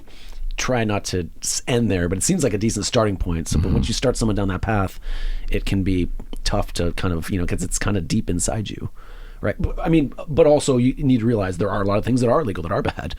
It's Right. It's not that Right. it's not that it's totally disconnected. Yeah, and But it's natural to want to say, well, smoking marijuana is bad because it's illegal, and that's not quite getting you there. right. And and the fact that, the easy proof is, the fact that we have variation in laws across states. Mm-hmm. Let's not pretend that morals are neatly divided between members of different states. Let's not pretend that can't be the case. So No, it's nuanced. I get it. It's nuanced. It is. You can't legislate morality, but the funny part about it is, though, if you really, you think about it. So at some point in time, we decided that murder was bad. At some point in our history, right? Beating people up, raping, Sure. pillaging. Sure. Those things are bad. And that's, so the argument can be made, Within aren't you? societies, sometimes people seem to justify it across societies when it comes to warfare. And nonsense. Right. Correct. But within the society, within our society, that's legislating morality. When you say you cannot kill somebody, Sure. you cannot bludgeon somebody. But that, for someone like that, or some example like that, that would be an example where we probably have a large degree of commonality across all of our various different moral systems that our 300 million people have. Agreed. Right. No, I would agree. There's Same always with theft, theft. rape, like you said. Although theft seems to be getting a slap on the wrist now in certain places in the country, right? Or if it's done by the government, then it's going to be okay. Yeah, institutional theft. Yeah, Sure. Yeah, So- taxation theft. Right. Okay, so I'm not going to ask for any specific insider tips, which is because there's no games to reference. But do you have any thoughts on if someone wanted to wager outside of the general? Well, just do your homework. What do you're a statistician, you're a data guy. What shouldn't they do? I would say don't be arbitrary in what you do. Don't try to, and this is mostly from the James Holzhauer stuff that kind of articulated what I had in my mind. He just kind of laid it out there and made it very clear. Right on. If you're going to make this a job, realize it is a job. Put your money into it. Don't have a model. Don't go on hunches. And then stick to it and realize there's going to be waves. You could have a good run, you could have a bad run. Always and realize too, and this is something we try to foster in class too, is realize, the world exists in probabilities, not just binary. It's not just 1-0. So just because the gray area, right? Life is the gray area, right? And so, if you can't ex post justify a wager being good or bad. You got to know whether it's good or bad at the time, and then the outcome of it doesn't determine whether it's good or bad. So let's say you had, what can we say here? Let's say the line. Okay, so we'll get into money lines here because it'll be easier. Okay. So the Steelers were for those who don't know what that means, it's the win or loss. So, yes, so you're betting on whether a team wins or loses. This is not a point spread bet, just whether the team wins or loses at the end of the day. Okay. Right. So the Steelers played the Ravens yesterday, and they won. Okay, but they were, I believe, underdogs going into that game. Is that accurate? By a little bit. Okay, so that means they would have a money line wager. 12. The spread was 12, I think, or 13. Oh wow. Okay, so they were very large Or underdogs. maybe it was 8 or 9. Okay, that's still a very large underdog. So maybe their money line wager, and I don't know what it was because again, not on the topics. We plus 283. Plus 283. Not that you looked at it or anything. I looked. So okay, so let's say it was plus 283. And you bet $1 on, you bet $10 on that, and you won 28.30. Okay, so that's what it was. That doesn't mean you made a good wager because you won. Because you could say the same thing. What if they were plus, just to keep it easier? What if they were plus 115? That would have been a really bad wager to make because you could have made a much, much better wager somewhere else, or at least the market's dictating that the line should be much, much higher. But you still won. Right. So you have to get yourself away. You got to stick. Understand you're making wagers where you feel that there's value to be had, and then you can't look at and say, what if you made a wager? Okay, think about it this way. What if you made a wager on the Ravens at plus 283, where you got a huge underdog line for them where they were favored, but they lost and you lost your money? Did you still make a good wager? You did make a good wager, right? So divorce the outcomes from the process, I think would be something to recommend. Okay. But yeah, also, if it's, the biggest takeaway, if this is going to be something you're going to pursue seriously, make it a job and work into it and have a strategy and move forward with what you believe to be true. And then, dot the I's and cross the T's to, have the multiple accounts and have, many different places to place wagers. Because all the books have different lines generally. Yeah, there's going to be some variation, right? And even if I've never done this, well, again, I don't really wager myself at all. It's not something that really gets me going too much, but that doesn't mean I've never wagered before. And when speaking to there's promotions and stuff that different places have, and when the Rivers started doing their sports betting, I remember all you had to do was give them, I was up to $250. So you give them $250, then they match that $250. But in order to activate that $250, you have to make $250 in bets. Right.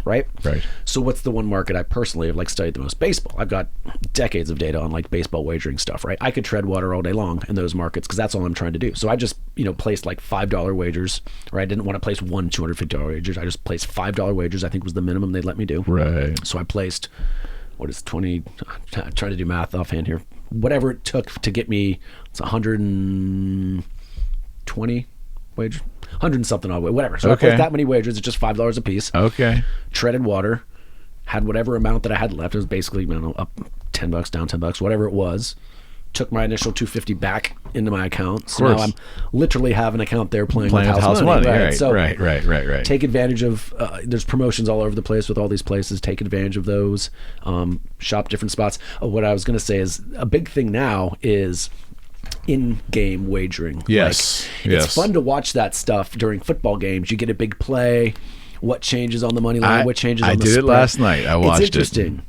So, since that is people making decisions in real time and having to do it quickly, if you have your model and you have your game plan, that might be an area you might get to exploit if you have it worked out ahead of time on this certain thing happens. Hockey over-unders. Sure, maybe something like that.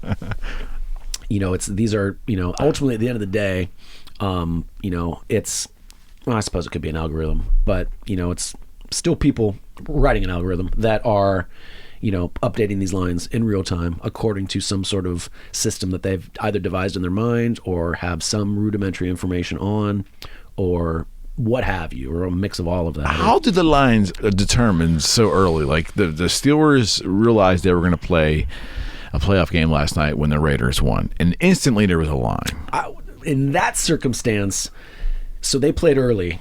So you've got, there were going to be a couple outcomes, right? As the game's going along, right? So we have that Raiders-Chargers game that was going on last night. There's only 2 outcomes here. Well, 3, I guess, is the interesting thing, right? Right. 3 outcomes.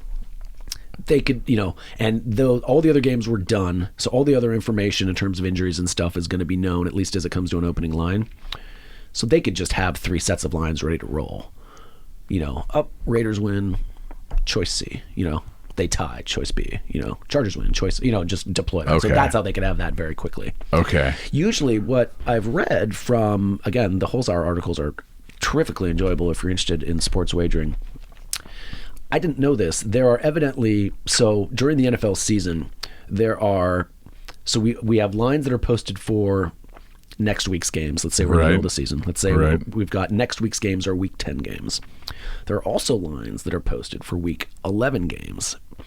And what these books do is they take money from Holzhauer types that have their models and are projecting things out for these games.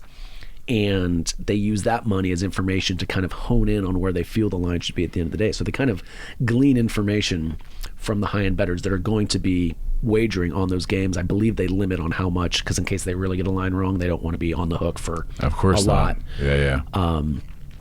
But yeah, so that kind of helps them hone in on where they believe the line to be.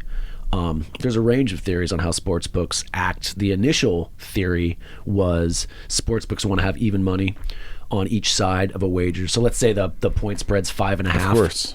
Right, and you mentioned earlier that let's say you pay $20 for a point spread bet. Usually that pays out $18, right, and returns you $38. Mm-hmm. So the initial theory was, let's say we have a 5.5 point game, $20 on this side, $20 on this side, right? That's a half point, so we can't tie. You're making 4. We've collected 40. We're paying out 38, so we're guaranteeing ourselves 2. Yeah, absolutely. So that was kind of the initial theory on how sportsbooks were going to act, but there have been papers now with a good amount of evidence to show that sportsbooks believe that they might have an understanding of what's going on better than the betting public, and actually are willing to take sides in games in the sense that they could set lines such that they know the market's going to. Well, that was always the death knell to a bookmaker, to Uncle Charlie. Sure. That was his death knell. Well, if he became personally vested in his knowledge, he'll lose his book. For certain. But if you have someone operating at the size of Caesars, I get it. I get it. And they, can do it enough times, broadly speaking. Yes. Would we see books act like this during the year? I would think so.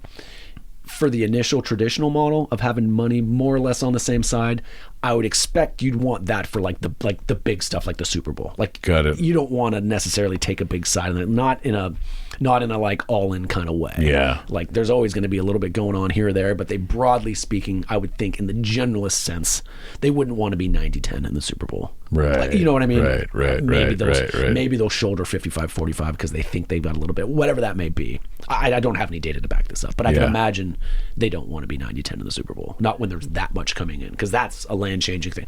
Would they be okay being, and again, I'm not speaking for them, and maybe I'm got this completely wrong. Would they be okay being 90-10 in Duquesne, Dayton? Because of the volume of money. Maybe. Yeah. Right. That's exactly what it is, right? It's the volume of money. So it's it believes to be the current state of affairs that there's pretty good evidence that books seem to be taking. How did the mechanics of this work before the computer age? When you think about like how Vegas, we all the Vegas line, right? But I'm talking like in the 70s. Yeah. In the 60s, how did they formulate all the data, make all the calls, and come up with these lines and watch them fluctuate before the computer age? How did that operate? Do you have any idea? I don't directly. My guess would be, telephone. Telephone, and Johnny here's been doing this for 25 years and has seen everything and has a very good sense of where these things are going to go. He probably couldn't even verbalize perhaps what was going on, but if you're talking about trying to do this absent of any sort of statistics, absent of any sort of numbers, I'm sure they've got a sense of what's going on, what's happened.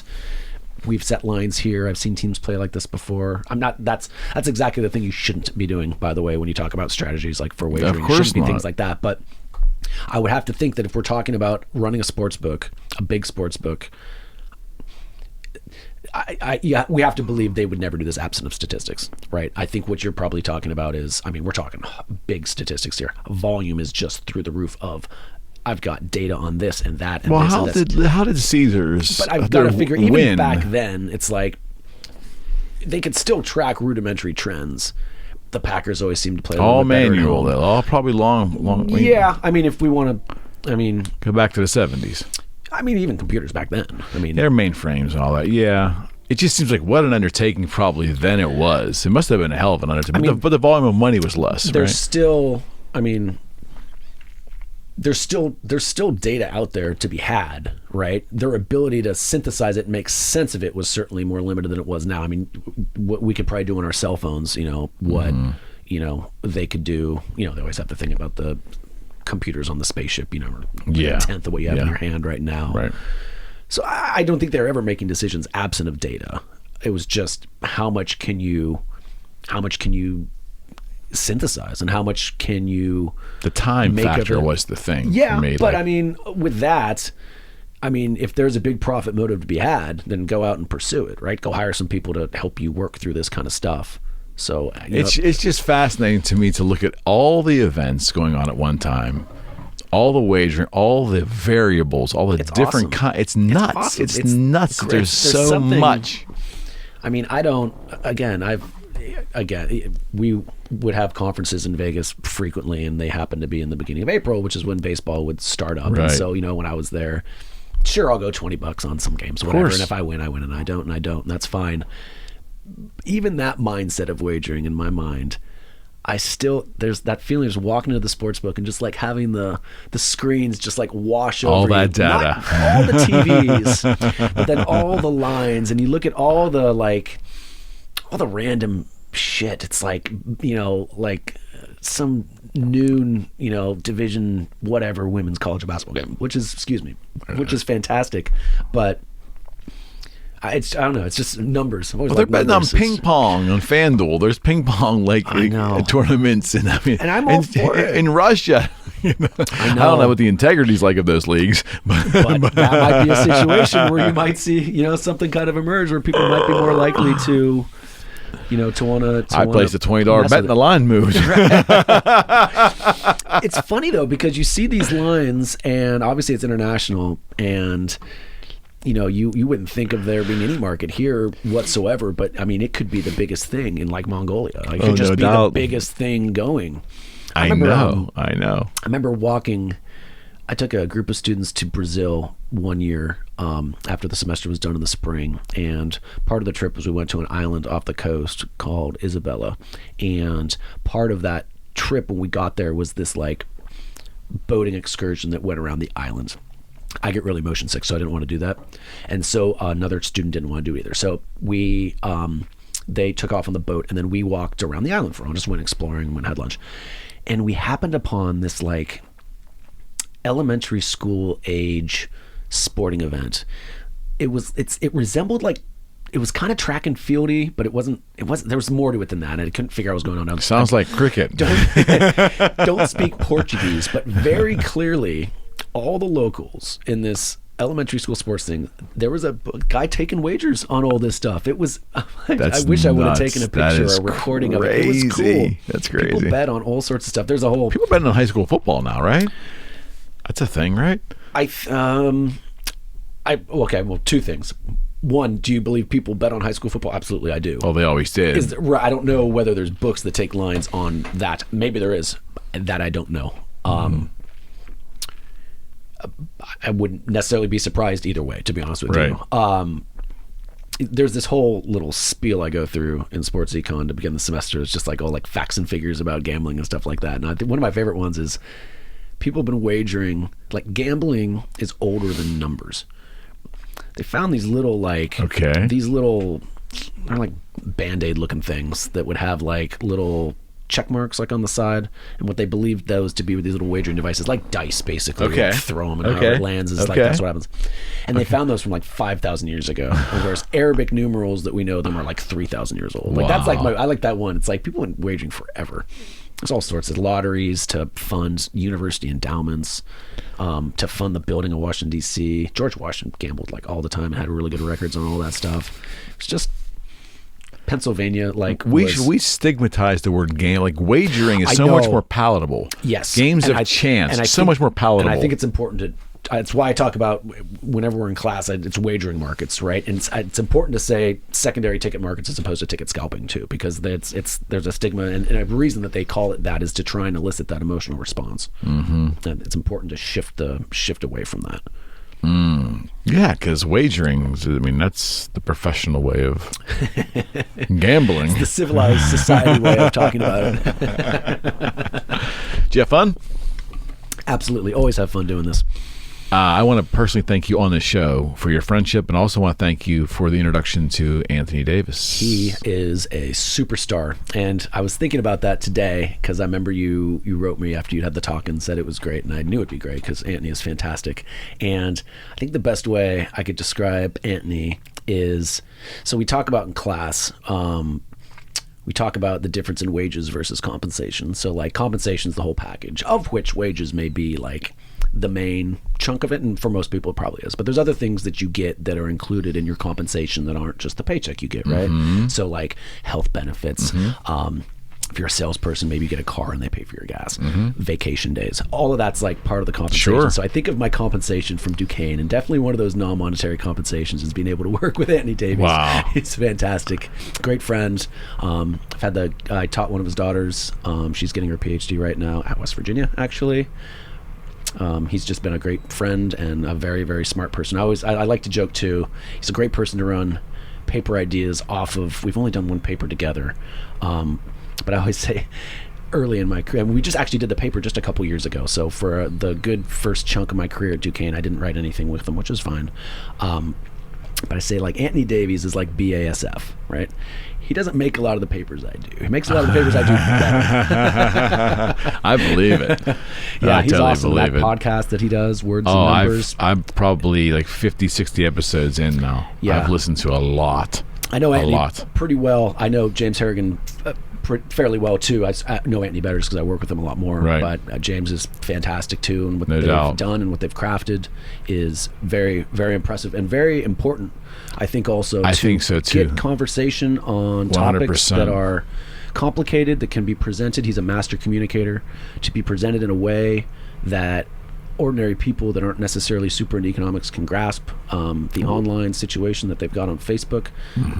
What a voice too! Like I told him, I said he should have absolutely read the his- audio book.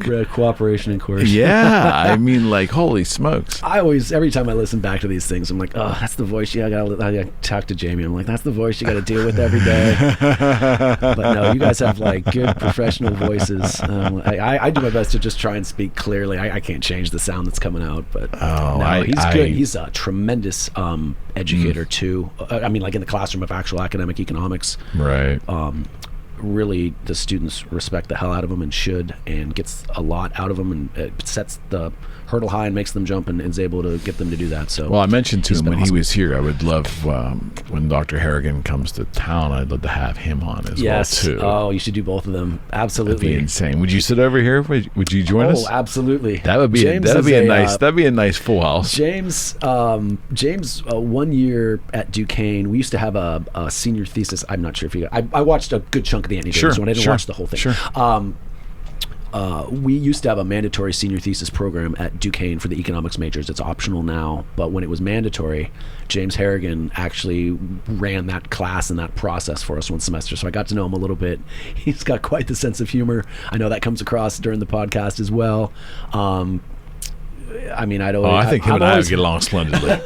Well, he's a Patriots fan, so you might not get along too well with him because of that. Well, I didn't know that. Yes, no, he's good guy. Both of them, just really, really good people, and I'm so glad that they've, and even the high school programs that they do, Right. just getting these really important ideas out to just such a wide audience is to be commended. At that demographic, Absolutely. for sure. Absolutely. Before they get to college. And they've really generated this kind of this broad kind of they've really generated almost like a business of doing this, where they started doing all of them themselves, but now they've trained other people that go out there and do them as well, so they can reach a broader audience. All the COVID stuff kind of put that on hold for the time being, but there's no reason to believe that they couldn't get that back up and going and just reaching such a broad audience, because like I think he mentioned on the show, like high schools just embrace this stuff. Like there's like a sponge for people to come in and just give them different stuff, because they have to provide, high schools have to provide just so much volume of content. Absolutely. It's all day,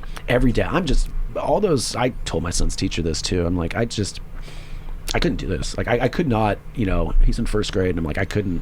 She knows I'm an educator too. I'm like, I just, God bless you for doing this 5 days a week. When I teach, I mean, by comparison, this semester, I teach 2 days a week. I go for 75 minutes, take a little break. I go for 75 minutes, get another little break. I go for 75 minutes and I'm done. Right? I mean, they are going. That's a different thing. Look at my son's schedule. I know, and it's just like writing to math to this. I mean, it's just like chunk to chunk to chunk. Well, it's a different kind of person, different kind of physical makeup. It's patience. Impressive. I'm like, and also to the classroom dynamics. I went and helped for his holiday party, which was the first time I was really fortunate to be able to do so, because that was the first time I was able to actually, last year he was in kindergarten, but last year no parents were allowed on campus at all because of all the nonsense going on. So that was the first time I got to actually be in his classroom with him, and that was really valuable to me. Sure. Important both personally, but also enlightening. Absolutely. To see just the social dynamics of a different classroom instruction. Whenever I hear we peer review ourselves of teaching at Duquesne. So whenever I go in to assess someone else's teaching, you're there to assess what they're doing, but I'm always sitting there and the best way I can describe it is you're not listening to what they're saying, you're listening to like how they say it. Like, what's your method of instruction? Like, what can I glean from what you're doing 100%. To try and make myself a little bit better? It's, whenever it's same with like academic talks, right? I'm not really listening to what you're saying as much as how you're saying it, how you're connecting with the audience. And I've always found that interesting. And so to do that in a first grade classroom, I thought was really interesting. And one big takeaway for me is, I've got, my classes are, 35 students right in the classroom, and, move forward, building up and keeping momentum with college age students. If you're making the effort yourself, it's not that hard to do. Right. Man, so 24 kids in my son's classroom. They're 6 years old, right? And like, let's say she gets them all facing the same direction and gets the momentum and is going. That goes off in a sec. Like, one kid derails the whole thing. And I'm just like, that, like, I just, it's a whole different thing, buddy. As an educator, I'm like, she's just like, I told her, I'm like, I could not do this. I couldn't do what you do. You're not wired that way. Yeah. And it's not the material, because obviously, in terms of knowledge of material, right, we all possess that. But that's not teaching, though. Like, to say that anyone can teach first grade, that's like the trivial answer, right? Is that, I mean, anyone can teach first grade. I mean, okay, I suppose you can put anyone in that role and they can try and teach stuff. It's not the material. No, it's the finesse of it all. It's how do you get through to the person such that they understand it, 100%. And so, no, I was not only impressed, but wanted to be very clear. I'm like, I couldn't do this. I could not do this at this level. And she was saying, I have a friend that's, like teaches high school, and they just, even that difference between high school and first grade, which is admittedly very large. Yeah. It's a different experience. It's just, different skills, different skills, but no less so. Let me ask you one question Sure. that I asked Anthony when he was here, and we'll wrap this up. Yeah. I made I asked him a question. I got a kind of surprising answer. I asked him, is it still as rewarding for him today teaching and the feedback and the interaction with the students as it was when, a decade ago? And he said no. He said that the dynamic of the makeup of students, the dynamic of the process and so forth, were the dynamic of technology and how that's affected. It's just the back and forth, the engagement is not what it was, and it was disappointing to him. Is that the same with you? That's a neat way to say it, and I wouldn't disagree with that. What I'll say is this. So there's this moment whenever you're in a classroom where you just you've really reached something somehow, whether it's fostering a good discussion in class, or a student gets themselves to a place that they otherwise wouldn't have gotten to if they weren't in class and they weren't grappling with themselves these issues that we're talking about. Right. And that doesn't have to be just that. It could be, a good question asked by a student. There's these moments that like happen that are like, man, and it gets you like, you're like, that's why I'm teaching, are these moments that happen.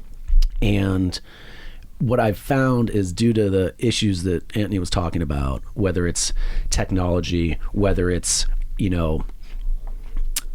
this last semester, I have a slightly lewd joke that we tell in class to illustrate a point, right? That I paused to think whether it's appropriate to tell this joke, or when I started, I, said it and like, fine. No, no complaints about it. It's just, that's kind of where we are now in 2022. Yeah. And it's changed even in my 13 years at Duquesne.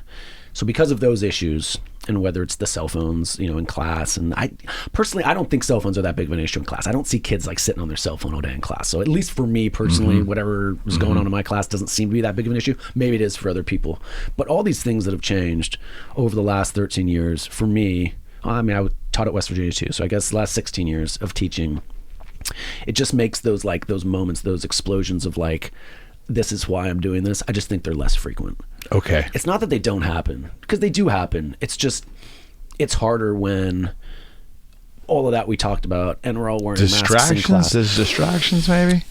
You mean like they're on their computer screwing around? Technology, just the obstacles of COVID, the technology. Are there different expectations now? The kids coming in with different expectations? Yeah, I this year especially. So when I teach principles level classes, I'm teaching sophomores, which means last year, the entire university year of the high flex, the online, I know we've talked about the specifics of that.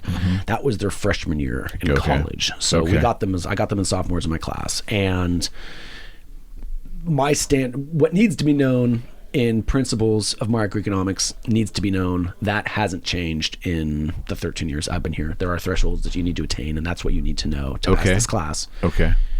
And I'd say the performance on assessments of whether they are getting this or grasping this or not are probably about a full grade level lower with this more recent group than the previous groups that came before them. It's interesting. And this is not only my experience. I've actually talked specifically with Anthony about this, and he agrees. His experience has been the same as mine in terms of not reaching the bar.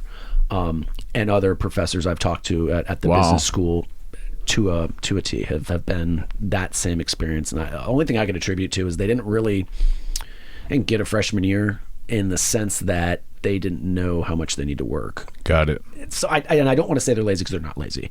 I just think the expectations were not appropriately set, because they just had to go through a really weird freshman year. Makes sense. So I'm hoping that in the spring here, they kind of had that understanding in the fall. Maybe we'll see it. Hopefully this is, not a ratchet thing. Hopefully it bumped up, and hopefully it goes back down to where it is. Again, the thresholds are the thresholds. And to that point, so I teach international economics in the fall, and that's mostly juniors and seniors. Right. That have had some normal college. Got it. And I didn't really see that drop off there. Got it. So that's what I'm hoping. So maybe in the spring, and I'd feel bad if after the spring semester that it was, because that's almost like a lost class then that didn't really get what they needed.